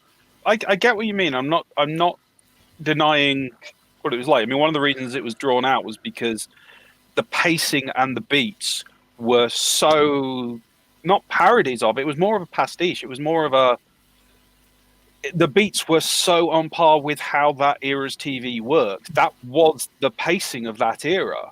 Rightly or wrongly, that's what they went for. I don't know if it's going to lose people. I think they basically worked. I think some of it is them going, we can't please everyone, so let's do something really solid that is a very definite thing that says we don't have to do the blockbuster every time. We can do the really, really high quality concept thing. Liz? So I haven't actually yet seen WandaVision, but I have devoured every single trailer, short thing that's come out on YouTube about it, because I haven't got Disney Plus yet. When I get paid, I'm getting Disney Plus. WandaVision, as far as I can tell, is aimed specifically at people like me, and I'm using me as like a broad generic. So it combines my love of the original comic books, because let's be honest, the storylines in the comic books took multiple issues to even get to a vague hint of what was going on. Yeah, true. It's got a whole load of characters in it. I'm like, I know who that is. I know who that is. I know who that is. And also, I devoured things like Bewitched and, I Dream of Jeannie and all those things that it's parodying or pastiching, whichever one it's doing. And I'm literally salivating on the thought of when I get paid, I can finally get Disney Plus and I can actually watch it. Because, I think that this is their way of saying to the comic book fans, hey, look, we know that you're not always 100% happy with what we do in the films. See Civil War. Because it comes a lot from what you know as the sort of source material. So this is us showing you that we do understand you. We do understand the source material. And this is us giving you that sort of thing so you can enjoy that. So I think the people it's going to lose are the ones who don't know anything about Marvel beyond the MCU. Right. Because, as you say, they're used to the big blockbuster with the big action set pieces and it's over in 2.5 hours. Whereas this is, 8 episodes and they're about an hour long? No, they're about 20, the half hour, 25 minutes. They're very short episodes. So in total, this is about the average length of a Marvel movie. It's about 2 hours. Yeah. I mean, the thing that interests me is what would have. I wonder if WandaVision would be as appreciated if it had been the second one out the gate. If they had started with Falcon and the Winter Soldier, you would have had your trad Civil War style blockbuster spread over 6 episodes. Possibly, but I think so. It's like when Doctor Strange was announced. One of the first things they said or one of the first rumors that was very heavily going around was that it wasn't going to be an origin story. That they were just going to get stuck into a Doctor Strange. And they were saying that they wanted to break away from the formula, or it was being thrown around that the intention was to break away from the formula and go, we trust the audience. We trust the audience is intelligent. Let's give it a swing. They didn't do that, and we ended up with yet another origin. It was a brilliant film, but it was yet another origin. I think... I'm going to stand by this one. I think by doing this and having it being this kind of mystery show it's by doing a high concept mystery show rather than the action romper stomper, which is very character focused. You've just essentially you've got what 4, maybe 5 characters in the whole thing, so far, and they're saying that they can do something else. They're pushing the boundaries, and I think by doing that, I don't think they're going to lose audience. I think they're just not. I think they've probably gone, hey, not everyone's going to dig this, and that's fine. And that excites me because there is a problem with the MCU that it's stuck in a rut, and it's in a position where it can only fail. It can only fall at the moment. If they have to break the constraints they've built for themselves to give it that extra level of longevity, that now that they're pushing to go on TV, and now that they are in the post-Infinity War era, which for them is just like, right, we're starting. How the hell do we start from scratch? They got to do the same trick again. It's going to be. I see what they're doing with the shows like WandaVision, Falcon, and the Winter Soldier. They've seen how the MCU did, and as you say, it was very formulaic, and they've literally just hit the reset button. Spoilers for the end of Infinity War if you haven't seen it. Which was years ago. Everyone knows. I'm pretty sure the spoiler embargo is over, but just in case. They've literally reset it. Cap's gone, Tony's gone, all the big... I mean, Thor's still around, but... Ish. And Black Widow's gone. The big main hitters from the previous iteration of the MCU are all gone. So it's the new era now. So they haven't sort of gone, we're just chucking all the stuff previously we've done, Fox, but they're like, hey, we're going to show you more about the characters. Because that was the one complaint I had about every MCU movie, is that you didn't learn things about the characters. You just had to infer them. Captain America, we learn he's a scrappy kid from Brooklyn, and he's possibly a bit dumb, but wants to just make the world a better place. That's all we learned about him. Yeah. Oh, and that he had and he acted like an 80-year-old lady when he came into the future. Yeah. I wanted to know more about Steve Rogers, not Captain America. People, who Captain America is. He's the big blue guy with the shield. Yeah. Or Tony Stark, he genius billionaire playboy philanthropist. I think he wears a metal suit. And I think that's always been the problem with aiming. Feige has said time and again that the standard they set for themselves is that every movie they make, they are saying, does this measure up to Star Wars, and does this measure up to Raiders of the Lost Ark? And I think the downfall of that is exactly what you just said, Lizzie. The downfall of that is the fact that you start to lose room in these films for sufficient character beats. Especially when those of us who are coming to see them in the cinema have read comics for so many years that we are aware of entire lives, inner and outer, for characters. And while I think some of the films have done a better job than others at getting character across, you're right, this is a good time now. I think the television and the longer format you can tell stories in is a good chance to do that. But I think this is really different and diverse, both in front of and behind the camera. Jack Schaefer, who's the head writer on it, she's doing all the rounds on the PR circuit at the moment. She's written Black Widow, which we still haven't seen yet. She's written this. She's part of the current team. She's got a really interesting track record in terms of female-led films and TV that she's worked on before. I like the way that they've cleverly put maybe the diverse cast in front of the camera, which has also become a commentary of the things that it's pastiching in a very active way, and that's all. Yeah, this is all fascinating and interesting. But yeah, it's definitely difficult for the kids, and it is a love letter to the fans, without a doubt. But I do wonder, are they asking, is part of the problem maybe with all of these things is that we now have such a big universe, which is now becoming a multiverse, that all of this stuff is working so hard to set things up. Like half the discussions about WandaVision, and we're only 3 episodes in, is, oh, have you seen this Easter egg? Is this meaning this? Is this meaning that? Which is fun, don't get me wrong, but I'm actually not paying attention to that. I'm just enjoying the story and the characters. I love seeing the characters together. I'm going to be honest. It's the first time the way the two main characters, Wanda and Vision, are acting around each other it's the first time I have seen and felt a reason as to why Wanda is going out, why the Scarlet Witch is going out with the Vision, Yeah. other than Quicksilver's been shot, so he's not available. That was her I do- brother. Ew. Yeah, I know. The thing. Tell me I'm wrong. No, You I are know. so wrong. Just said that's what he did. There Troubling. was no chemistry between them. Actual chemistry. It was just like they're going out. Why? Because they are. Yeah. Okay. And then I've seen this, and I'm like, right, now I get it. Now I get why they're going out. The other thing is they had like the big problem that, I mean, Agents of S.H.I.E.L.D. did okay, but it wasn't the big Disney Plus thing. Mm. What else could they do to a great extent? Because the obvious choice is to try and essentially outdo the Defenderverse. But the Defenderverse did it so well. Mm. So I'm as I've said, I'm very hyped about the idea that they can they can take characters and they go, right, what would be really cool for these characters, and what can we do with these characters, and how can we play it?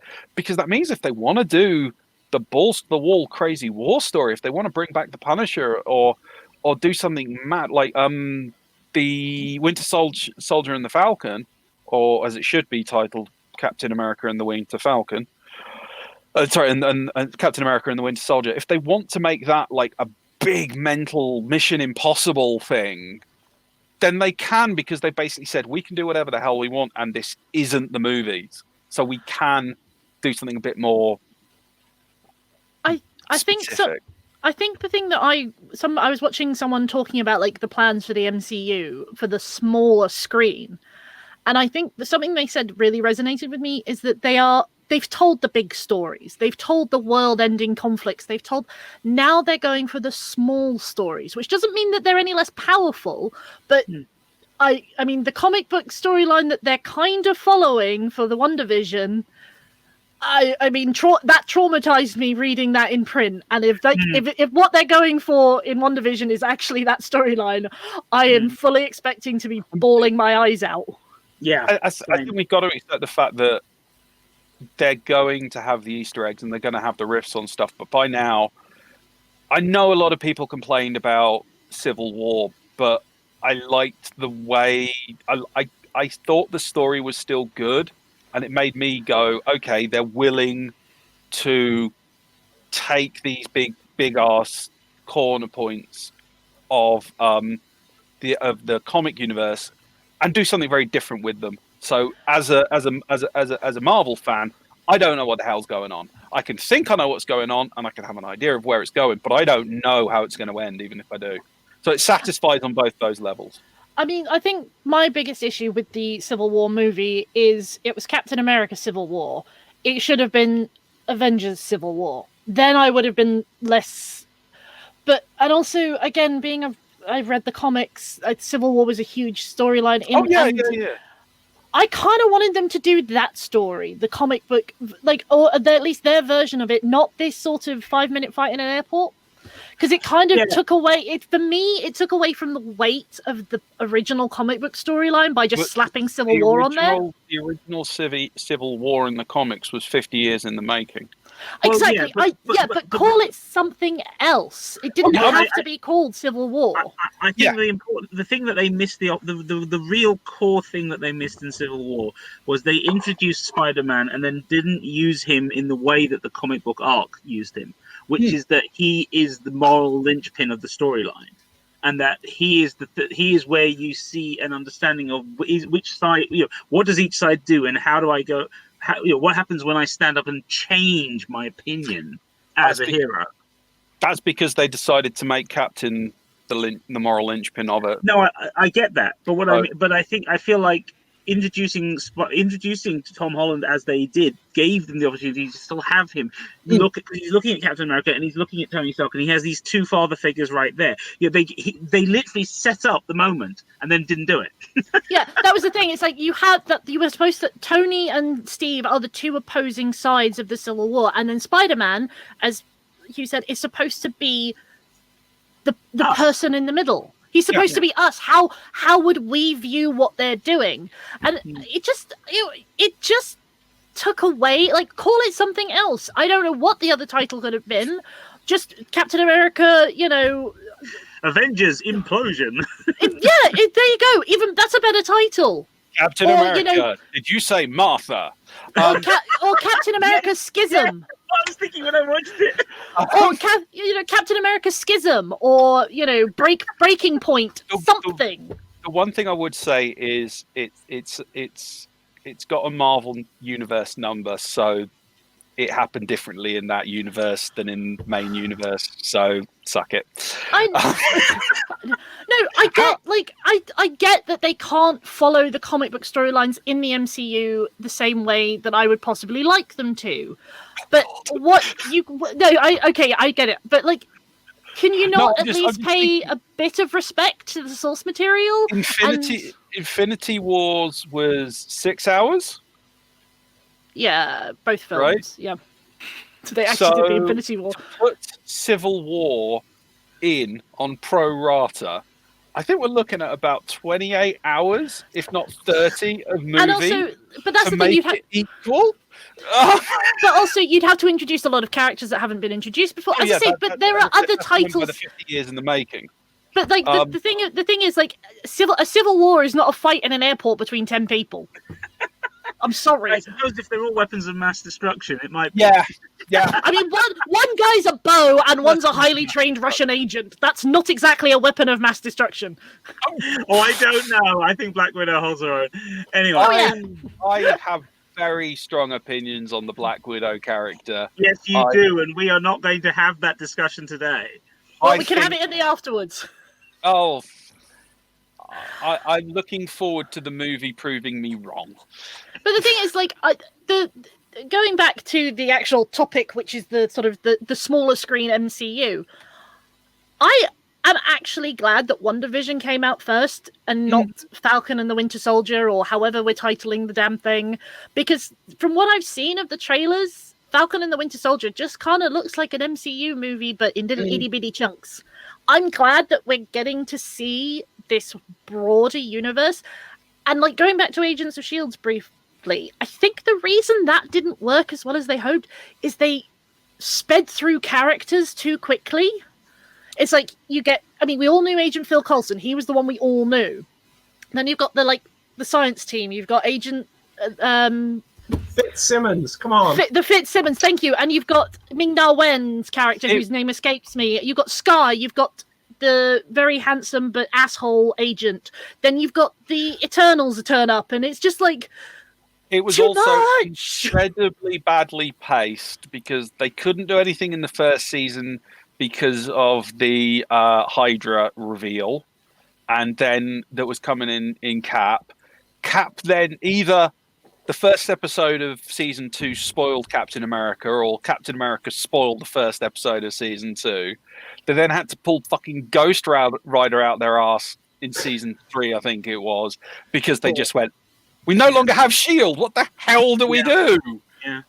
So it was, someone had a really great concept, but they didn't bother to integrate it to the rest of the of the movies, which were the no, it's the other way around. They kept being told, no, you can't, because we want to use the Eternals concept that they had got pulled the moment that Feige said, no, I want to make a movie. Yeah, that is not integrated. That's what I'm saying. The Agents of S.H.I.E.L.D. wasn't integrated. No, but that's the point. But it was. They started that storyline because they thought they were going to be, because the whole idea of seeding the powers was going to be the MCU's mutation thing. Gene X. And then, bang, they got told, you have to cut this now. I think Agents of S.H.I.E.L.D. would be much better served as sort of like an X-Files thing, where they just go after the weird stuff. Because let's be honest, Howard the Duck doesn't exist any longer, does it? I think it does technically. Agents of S.H.I.E.L.D. is pretty much done, but the thing is that once it got, to be honest, once it did get separated properly and cleanly, it was much more interesting. Yeah. They got to do more interesting stuff, particularly when they started getting off planet. But it's not integrated. Yes. Again, See, the other problem for me is when they started getting off planet, they were no longer agents of S.H.I.E.L.D. They were technically agents of S.W.O.R.D. And again, that's not me pulling out my nerd card. That's me just knowing the lore.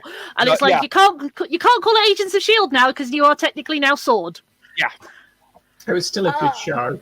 It was still a good show. I'm It not was fun. saying- There were some amazing characters. And also, you know, Season 1 was pants, but it got better. Greg Ellis. Wait, no, that's the... Wait, what the hell is the name of the guy who played Agent Phil Coulson? Oh, Phil Coulson. He is Agent Coulson. Yeah, it can only be Agent Coulson Yeah, now. that's it. Forever. I think he's Clark Gregg. Clark Gregg. Gregg. Clark Gregg, that was his name.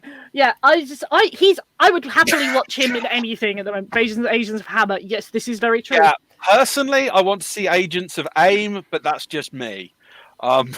Beekeepers. Oh, actually, have you seen that animated MODOK thing that's coming out, which I thought was a Robot Chicken spoof, but is apparently an actual show? It's basically about MODOK and his family. Like, he has a wife and 2 children. I'm just like, what? I'm just. We need more of that. Like the bad guys having, you know, family and Hammer can bugger off. like they're real people too. They have motivations. They have things they love. We need to care about them as well. I'm okay. Are we good with the Marvel talk? Can we expand on to wider things than WandaVision? Is Hugh happy with that? Right. I'm going to put my cards on my table. I am so worried about the X-Men and Fantastic Four coming over to the Marvel Universe. Really? Oh, God. It's going to get so busy so quickly. It is going to be... Oh, dear God. That place is going to get so crowded. I mean, that's the genius of the what Marvel have done, right? Is the integration of everything into a single continuous universe, so everything feels connected. So you watch the movie and you're like, "Oh, I get that thing." It makes you feel clever. I just... I am tentatively kind of swinging both to oh God, please no, and actually yay, because the whole point of the Marvel Universe, going slightly back to the comic universe again, is yes, the Avengers and the X-Men and the Fantastic Four all exist at the same time, but they all do their own thing. Like, you can go months without seeing the Avengers turn up in an X-Men comic or vice versa. Wolverine doesn't count because he shows up in everything. Yeah. If there's a team in the Marvel Universe, Wolverine's on it. It doesn't matter what team it used is. to be like that, but But he's the lone wolf. Yeah, no, for a lone wolf. Wait, that's another franchise. But like, I kind of have a bit of a soft spot for the Fox Fantastic Fours, not Fan Four Stick, the ones with Ewan Grufford and Jessica Alba and Chris Evans, because it's like they're not good movies. I'm really hand on my heart, they're not, but they're fun. Better than the Fan Four Stick, Fantastic Four. You pronounce it Fan Four Stick. Question from the crowd. What's betting Spider-Man 3? My God, this isn't Axiom Comics. Spider-Man 3 features the Fantastic Four, or at least a reference to them.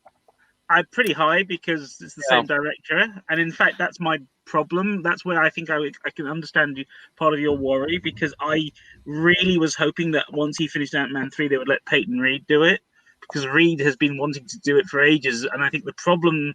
I think he's got the knack for it. I think he's got the character and comedy chops for it. But I also think that his interest in the 60s Fantastic Four, because he originally pitched a period version of the Fantastic Four. I mean, I can understand why they're not doing that now. But I still think he's shown his chops with the Ant-Man films, and I think it would have been nice to have let him have a go at characters he really loves. Getting the guy who's doing Spider-Man in to do it, fine, he's proven, that's bringing him over from Sony into their fold. It's proving, they're saying, look, we're rewarding you because you've done such a great job and all the rest of it. And I'm sure he loves the characters, but I do wonder how much of that is, look, you're really good with young people and we want this to be a young, hip Fantastic Four, which is not what I really want from Fantastic Four. No, Fantastic Four is supposed to be like the older established team. They're the family team because Right. you've got, It's a that's the soap thing. opera. But like, Spider-Man has always been like Johnny Storm's age. So Yep. yeah, have Johnny Storm and Spider-Man like team up Okay, because I can they live are with that. they're like besties in the comics. But have Sue and Reed and God, what was the thing's name? What was the thing's name? Whatever his name is. Ben Grimm. Ben. Have Ben be the older like people that they're supposed to be. I actually thought the two first Fantastic Four films were good because that's what the Fantastic Four was like. People have got this really. I don't know how well the Fantastic Four, if done like the originals, if done like the Fantastic Four, I don't know how well people react to it because people have got some really weird ideas. They're called the first family of Marvel for a reason. It is a family drama. It's not the sexy, rebellious rebel without claws drama of the X-Men. It's not the agent of the week revolving door of the Avengers. It's 4 characters in a weird dynamic who've all got problems getting through life and having a child who possibly is God. Two kids. But they don't start with the kids. The kids come a lot later into the run. But yeah, as you say, that's the point. You've got enough time to tone down that power set. The only thing stupider than them is Legion. But as you say, that is the thing about the Fantastic Four is they are Squirrel Girl. Please give me a Squirrel Girl movie. Anna Kendrick as Squirrel Girl would be amazing. And I don't think she's too old. You're being highly judgmental. She can still pull it off. She's a brilliant actress. I don't think Anna Kendrick would be my pick for Squirrel Girl. I think it needs to be someone younger and someone unknown and like a comedian. Like, because Squirrel Girl she's really sweet and dappy, but she's also really funny. And she's also taken down Galactus single-handedly. Gonna point that out. Oh. Okay, technically she used a load of squirrels to do it, so I don't know if we're casting that as single-handed, but she's still... Anyway. But going back to the Fantastic Four slightly, it's like the whole point of them, as you say, is they're a family. It's why whenever they try and add a new member to the Fantastic Four, they last about an issue, and then it's like, yeah, it's not working, bye. Yeah. It's like Fantastic Five with this She-Hulk, and it was like, what are you doing? That's not what She-Hulk, and I'm looking forward. There's rumors going around that She-Hulk will be a courtroom-based drama, and I'm very much in favor of that. Yes, there wasn't enough courtroom stuff in Daredevil. Millie Bobby Brown as Squirrel Girl. That is it. That is my dream casting for Squirrel Girl. Yeah, but no, I think if She-Hulk goes further and is not just a courtroom set, if it's a courtroom comedy. Yeah, I would really enjoy that because John Byrne's run. Obviously, it has problems now when we look back at it, but most of the fun of reading the Byrne run at the time it came out was the comedy. It was just a good laugh, and if anything, it's the thing it's the David E. Kelly thing, isn't it? It's the Ally McBeal element. You really should have this kind of humorous legal tone to she should be trying to she's got to do the thing that she does as She-Hulk, and then she gets to the court and it's like, damn it, has anyone got a spare suit? I fricked it again. The judge is going to put me, they're just going to fine me if I turn up wrong, that kind of thing. That's what we should be getting from it. I really hope we get it. I really do. How does Thad feel about any of this? Because you don't seem to be singing the Marvel song. I enjoy Marvel, and they're pretty light. I'm not precious about it. They are fun action movies. Like I watch the TV shows. I watch Agents of S.H.I.E.L.D. We watched the movies as a family. It was like this big we when like it was coming towards Endgame. Like you could see that there'd been this big build up of movies that was actually going to come to an end. Right? We got all of the movies right from the very first Iron Man movie, and we watched one every weekend as a family movie night, so that we could like all watch the finale together. And it's really good fun. I really enjoy it. I think there is a genius to the way Marvel turned like a almost failing comic business into like a massive franchise. It's a masterclass in IP management. Well, Yeah, I think the WandaVision thing, like, it's not great. I think the pacing's weird because it's ancient, right? We've evolved how we make TV now. Pardon? Yeah, no, the pacing is ancient. They are. Yeah, like That there's is a the reason point. we've changed it. Like we as a human race, we've got better at making entertainment. Like old entertainment now looks weird because we hadn't refined all of those things about how we make it yet. So going back to all that pacing is just like a weird move. I think It is. Marvel did it better when they did their time traveling, the section about time traveling towards the end. And they were like, we're in the 60s and it's all quite 60s-ish. And they played on the tropes without like making the whole episode quite awkward. But they were being the actual 60s rather than TV 60s. Yeah. I know that's the thing is that they did like through the 60s, 70s, 80s episodes. They were using the TV tropes and in which was that? In the Agents of S.H.I.E.L.D. episode for time traveling, like those episodes used like iconography, graphics, TV, like editing references, so that it had an 80s feel, but with like the things that were crappy about 80s not being like awful in your face for the whole episode. I'm kind of wondering if they can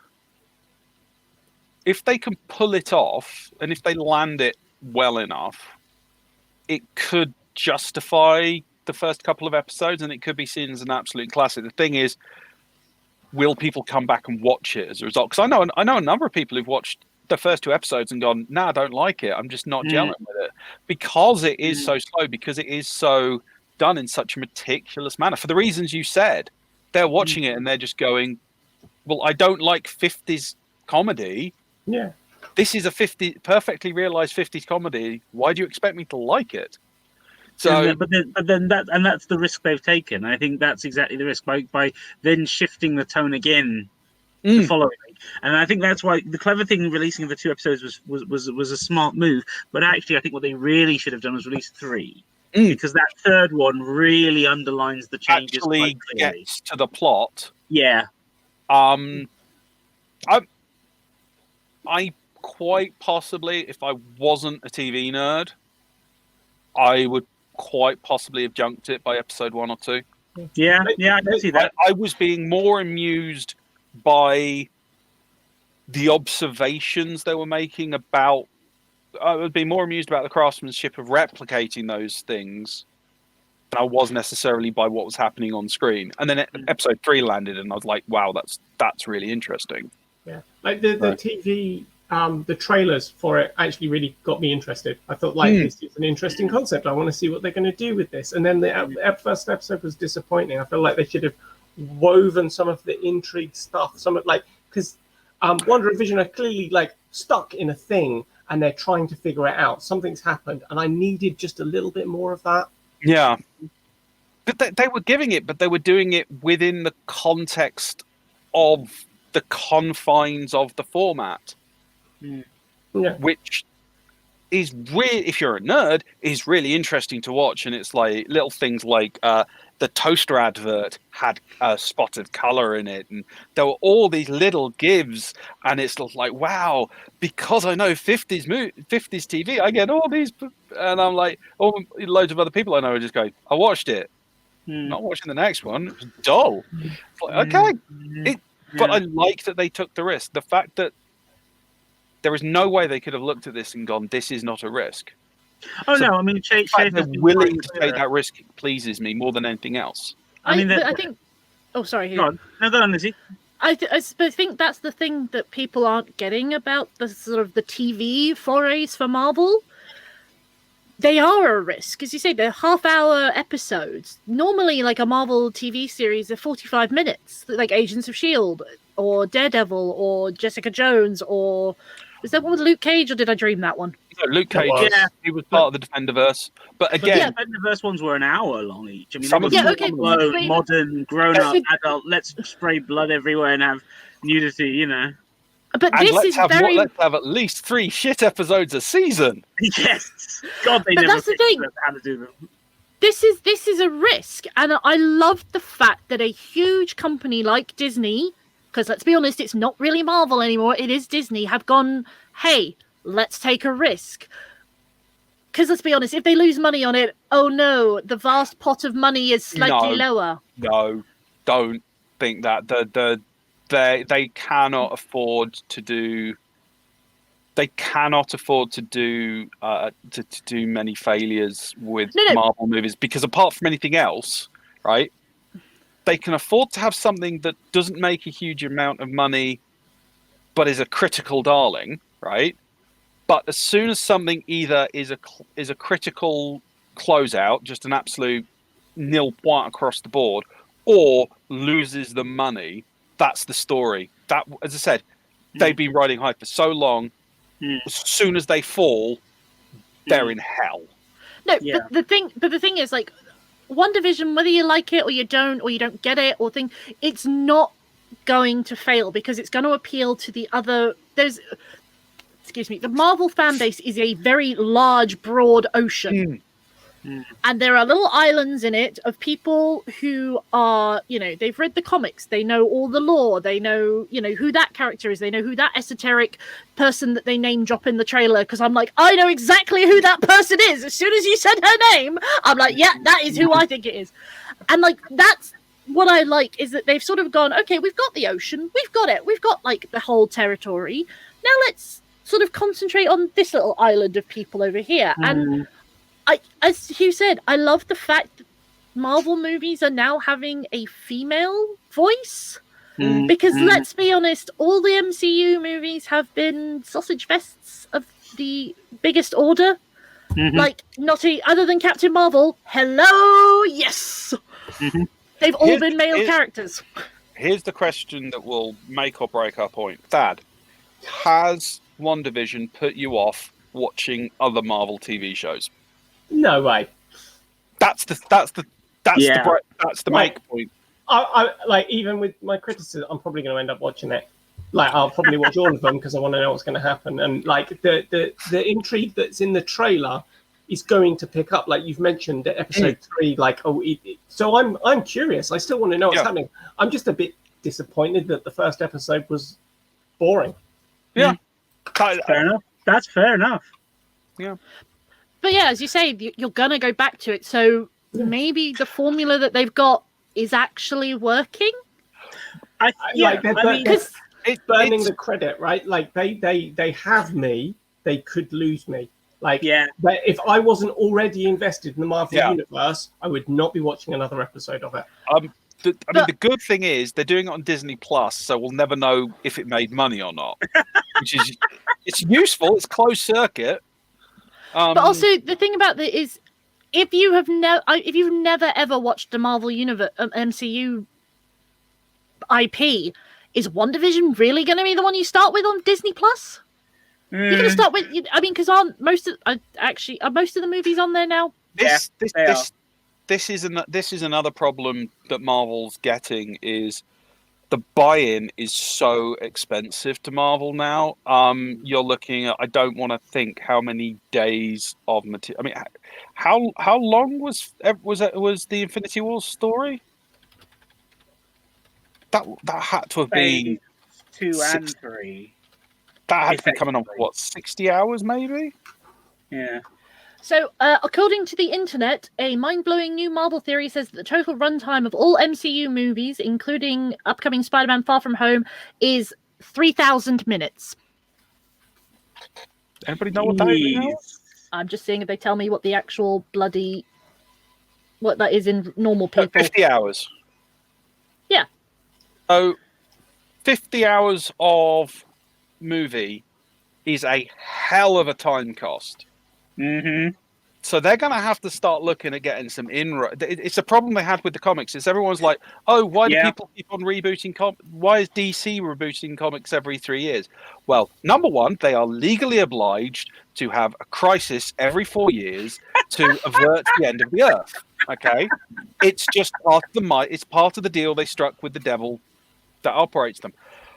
But also, it's like, well, that's 4 years of plot, and if the average person sticks with a comic for about 2 or 3 years, which is about the average time someone will carry on keep stuck something. We need to get an inroad. We need to get a jump on. Those are the hours. They need a jump on point for people to be able to start reading it and not feel like they got a huge catch up. So The hours of Marvel Universe, that's a bloody lot of telly to watch. Yeah, like the direction that like Disney is taking this, and you see it with what they're doing with Star Wars, is unique stories, individual stories that exist in a larger universe, so that each story is consumable in its own right and is a whole, but it exists within the larger universe. And you get like like the more you know, the more it is, but you don't have to know anything to enjoy the movie. It's the best example of that is Rogue One, I think. That was in and of itself a good film. The ending, you needed to be clued up a bit, but you could still enjoy it as it was. So here's what I miss about the way where we exist now in these multimedia universes built on comics, right? The thing I miss, and again going back to the 70s and 80s, is if you read a Marvel comic and you didn't read all the tie-ins, right? There was always something in the editorial, or there was always the little summary. They still followed the rule in the industry, and this was across both DC and Marvel. You know, the rule was every issue is somebody's first issue. Yes. So even when Chris Claremont was doing the two-parters, so part 1, X-Men get beaten, meet the new bad guy, they get wiped out. Part 2, they figure out how to defeat him, and they go and wipe him out, right? Even when he was doing those two-parters, you could still read the second half, and there was enough fill-in and dialogue, and it was for the first page or two was always very well right, yeah. Right? And I feel like in the TV and film era, some of the art of writing that dialogue, because or using flashback clips, or using just anything to make it more feel like there's more texture without, as Thad says, it's the bigger universe. The Mandalorian was really good at that. I have not watched any of the animated stuff, barring the Andy Tartakovsky's one. My nephews have watched it all. And so for them, Mandalorian's like, whoa. Me, I'm still like, you know what? I'm enjoying this. And I get that there's a bigger picture I'm missing, but I'm enjoying it. And I feel like with WandaVision, that it's a lot harder to do that. I think some of it, I get what you're saying, but like with the X-Men, as an example, they couldn't assume you could get the previous issue. No, exactly. So I think there's a large presumption that if you're watching something on TV, you can get the earlier episode. You can get the earlier episode. So I'm not so much concerned about the episodical content. I'm just like them, because they got 50. Apart from anything else, they got 50 hours of content to build up on. They can't ditch all that. They've got to keep. It's such a balance. No, it's such a. I don't know how on earth they could do it, because they've got to get that jumping on point, but they don't want to lose all the stuff they've built. But that's my point. They don't need to ditch it. That's my point. It's about reference. It's about dialogue. It's about character, right? When Wolverine, when they finally spun off Wolverine in his own series, one of the things that used to happen in the X-Men was you always used to get a little asterisk and then a little bit of text at the bottom from the editor saying, see issue 492.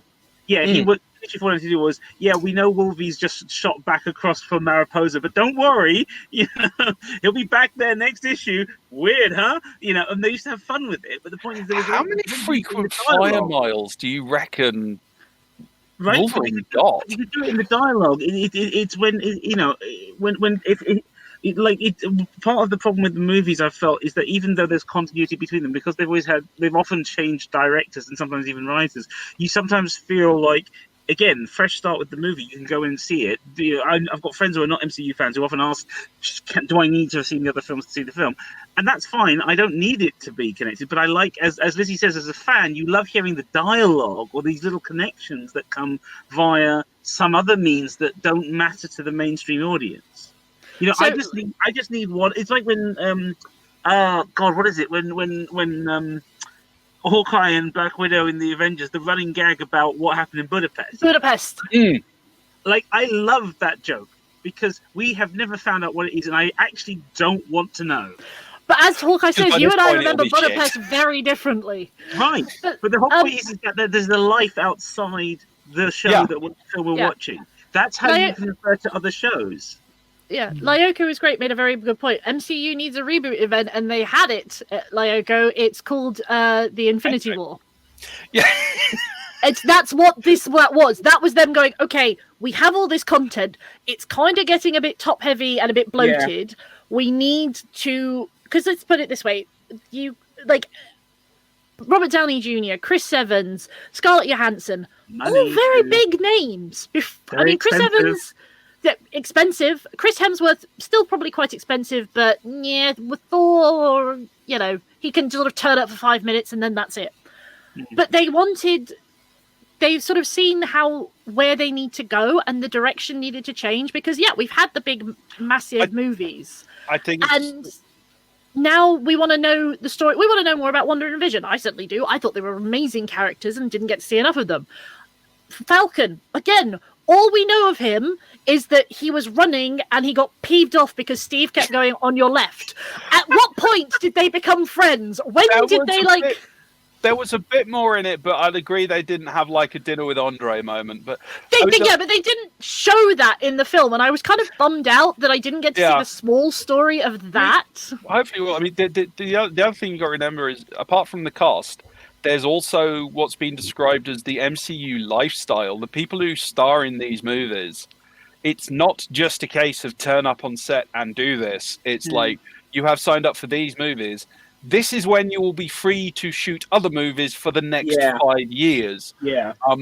But they're like, oh, so I'm shooting the Marvel the rest of the time. No, you're going on press tours where you will do this, where you will do that. And these are the things you will not do whilst in our employment. And this covers 4 or 5 movies. That's 10 years. You're basically looking at 10-year employment contracts with morality clauses.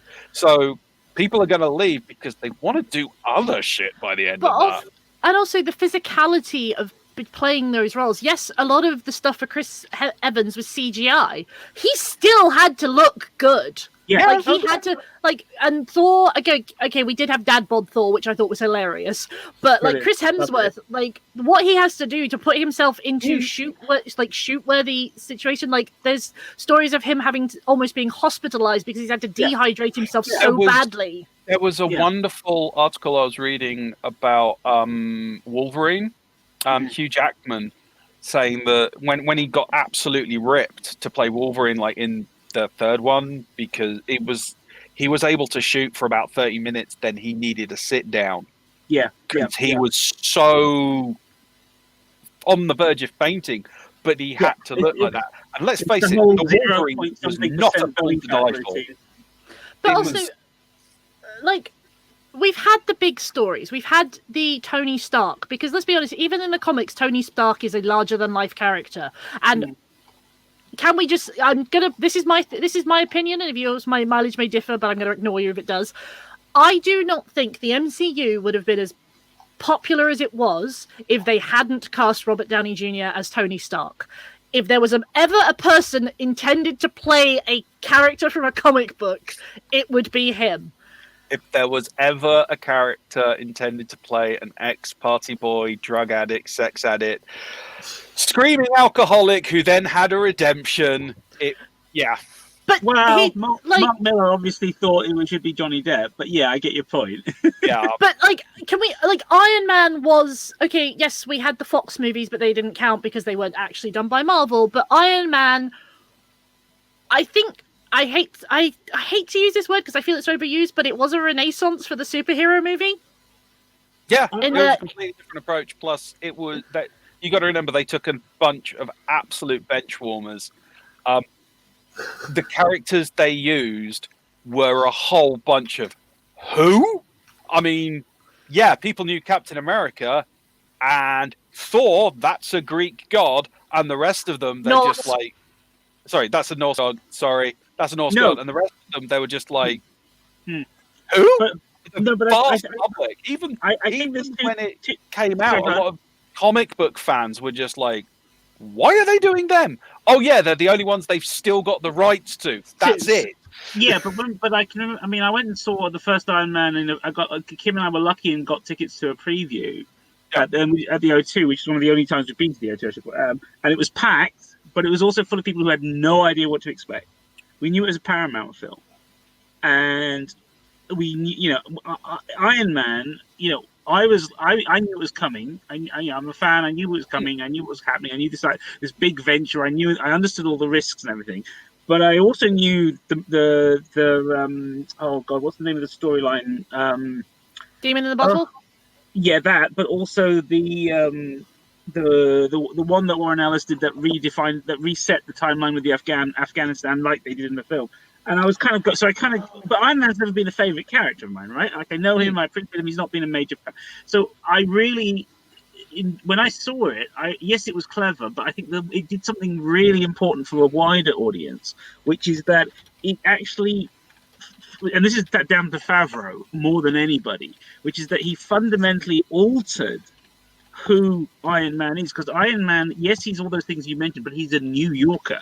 Marvel is fundamentally New York, right? And there's always been a thing about Marvel as a New York place, the what that means to the people, the neighborhoods, the importance of Brooklyn, the importance of Hell's Kitchen, and he took him out of that and he made it Hollywood, right? He lives on Pacific Coast Highway, right? He's a PCH guy who drives the fast car. He's a Californian playboy.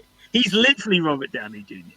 And I think that was the really smart thing, because everyone who doesn't know Marvel gets that. They get that completely. Yeah. It's not about Met Galas and, swish fancy do's and posh restaurants in the way. It's about the guy who wants the burger when he gets back. Yeah. But he's still a wealthy guy. They did a brilliant job with the smartest thing. Sorry? They did a brilliant job with it. Yeah, but I think that's how you made it accessible. I think if they tried to stick more closely to who Iron Man is on the page, I think they'd have lost us. No, I totally agree with you on that. I'm just making the point that these were not big brand characters. No, they were the rum they couldn't sell in the 90s when they were broke. Yeah, I mean, I think the other great thing about the Iron Man movie was the villain. They didn't go fantastical. It was barring the amazing flying suit that he built in a cave and the thing in his chest. If you just took out the vaguely comic book aspect, that's a fairly decent movie. Like Obadiah Stane is a great villain and played really well. Yeah, and until like the end bit where there's the fight between the two little mech suits, it's actually a fairly. I liked that fight between the two. Yeah, brilliant set piece. But as a story, industrial espionage. Yeah, people know that. People get they get the motivation of that. It's not, oh yes, we are an ancient being from beyond the stars, and we have come to take your women for weird and wacky. Don't get me wrong, is great, but that's I think why like the Hulk movie didn't work that angrily. But it was too weird for people. You've got to ease people into the weird. Does that have anything to add? I mean, were you hype about the first wave of Marvel, or is it just let's go see it? It's a comic book movie. It'll be fun. No, not the time. I kind of missed it the first time round. It wasn't until it started to get really kind of built up a lot of momentum. I went back and kind of rewatched it and kind of got into it. Yeah. Cool. Well, before we continue our ongoing how we would have got the Marvel Universe wrong, I think we're going to call a line under that for the Big Stomp, if that's okay with you, wonderful people. So yeah, that was the Big Stomp for January 2021 here on Bunkazilla, wonderful Bunkazilla. So it now gets to the thank yous and the mindless shilling. So thank you very much to Lizzie. And what does Lizzie want to shill? Oh, yes, it was this, wasn't it? Yeah, so I currently on Bunkazilla on a Sunday night from 6. I am streaming Dragon Age. We've already done Origins, but I had to put the picture in because it's so pretty. And we're currently doing Dragon Age 2, and then we will go to Inquisition. If you join the stream, you can have a say on what race I'm playing in Inquisition. And won't that be fun? That will be fun. And I can't remember which button to press. It's late. And Dad, thank you for joining us. Did you enjoy the Big Stomp? It was a lot of fun. Yes. Thank you for having me. Is it something you'd like to do again in the future? I could come along if you think I was a good guest. Excellent. Is there anything you'd like to shill? Oh, yes. Absolutely. Yes. Getting Away with Murder is, as it says on the box, cooperative roleplay game of drama and mystery. It is available on Drive-Thru RPG. You can go to gawm.link and check it out. You can play online. It's a game you can play during lockdown on the internet with no preparation. If you're sick of always being the DM, this is the game for you because it has no DM, no dice, just people plotting and murdering each other. I want to get away from lockdown, mate. Sounds like every role-playing game I've ever been in. It's also, if you buy it on Drive-Thru RPG, it's also print and play. You can play with physical cards. It's a game you play with cards around a table. You cooperate to make a unique and amazing story. That sounds awesome. It does. And finally, Mr. Hugh. Hello. So so Real History UK is a podcast series hosted here on Bunkazilla in first run before it then goes to all of the other podcast networks out there is back. We started last week with our first episode this season interviewing Dr. David Howell about Christmas traditions and the mythology behind them in terms of what we now see in movies and TV. This week, given that today is Holocaust Memorial Day, we will be interviewing Dr. Bourne, who is a specialist in the Holocaust, and we are looking at the movie Denial from 2016 with Rachel Weisz and Timothy Spall and Tom Wilkinson. And given that it's based not just on a real-life court case, but that Dr. Bourne's advisor when he was at university was part of the court case, we get an inside view on the movie tomorrow night. So you can look forward to that. I have listened to your Christmas traditions podcast. It was spiffing. Oh, thank you. Cool. You know my opinions on that show. Anyway. A cat! A wild cat appeared. It's super adorable. Cat. And finally, we'd like to thank our lovely viewers and all those who decided to join in. It was wonderful having you here. We're glad you entertained us. Entertained. And if you, and I am especially looking at the people who commented, have a topic for the Stumpers to discuss, fire it off anytime at Bunkazilla UK on Twitter or Bunkazilla Stomping Grounds or bunkazilla.co.uk. There's a topic that you think might be worth talking about. You never know, we might drag you on the show as well. Talking of which, the show will be back on Wednesday, the 24th of February, with 3 more guests. Might include one of the ones that's often that here. You never know. Always that one. Hey, you keep letting me on. Yes. Or the Discord. Yes, we also have a fantastic Discord. bunkazilla.co.uk/the-bunker. It's also the home of Trash or Treasure viewing parties every Thursday, 8 o'clock. They're brilliant-ish. They hated last week's with a passion. I'm going to be back on Wednesday, 24th for guests. The fun doesn't stop, as I said. We have more shows on the Bunker Twitch channel coming up. Check the calendar for that. And we got news, reviews, articles, podcasts over at bunkazilla.co.uk, including thorough storm of Trash or Trevor reviews. And exclusively launched today, we have the reviews from the UE Bowl Ball. Yes, after we raised $1,000 and a bit for Crisis by watching 6 UE Bowl movies in one day, a move that gave me a fungal eye infection. You can read. UE Bowl is a cancer on the world.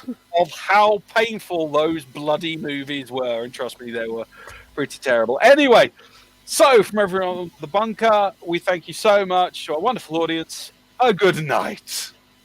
Bye.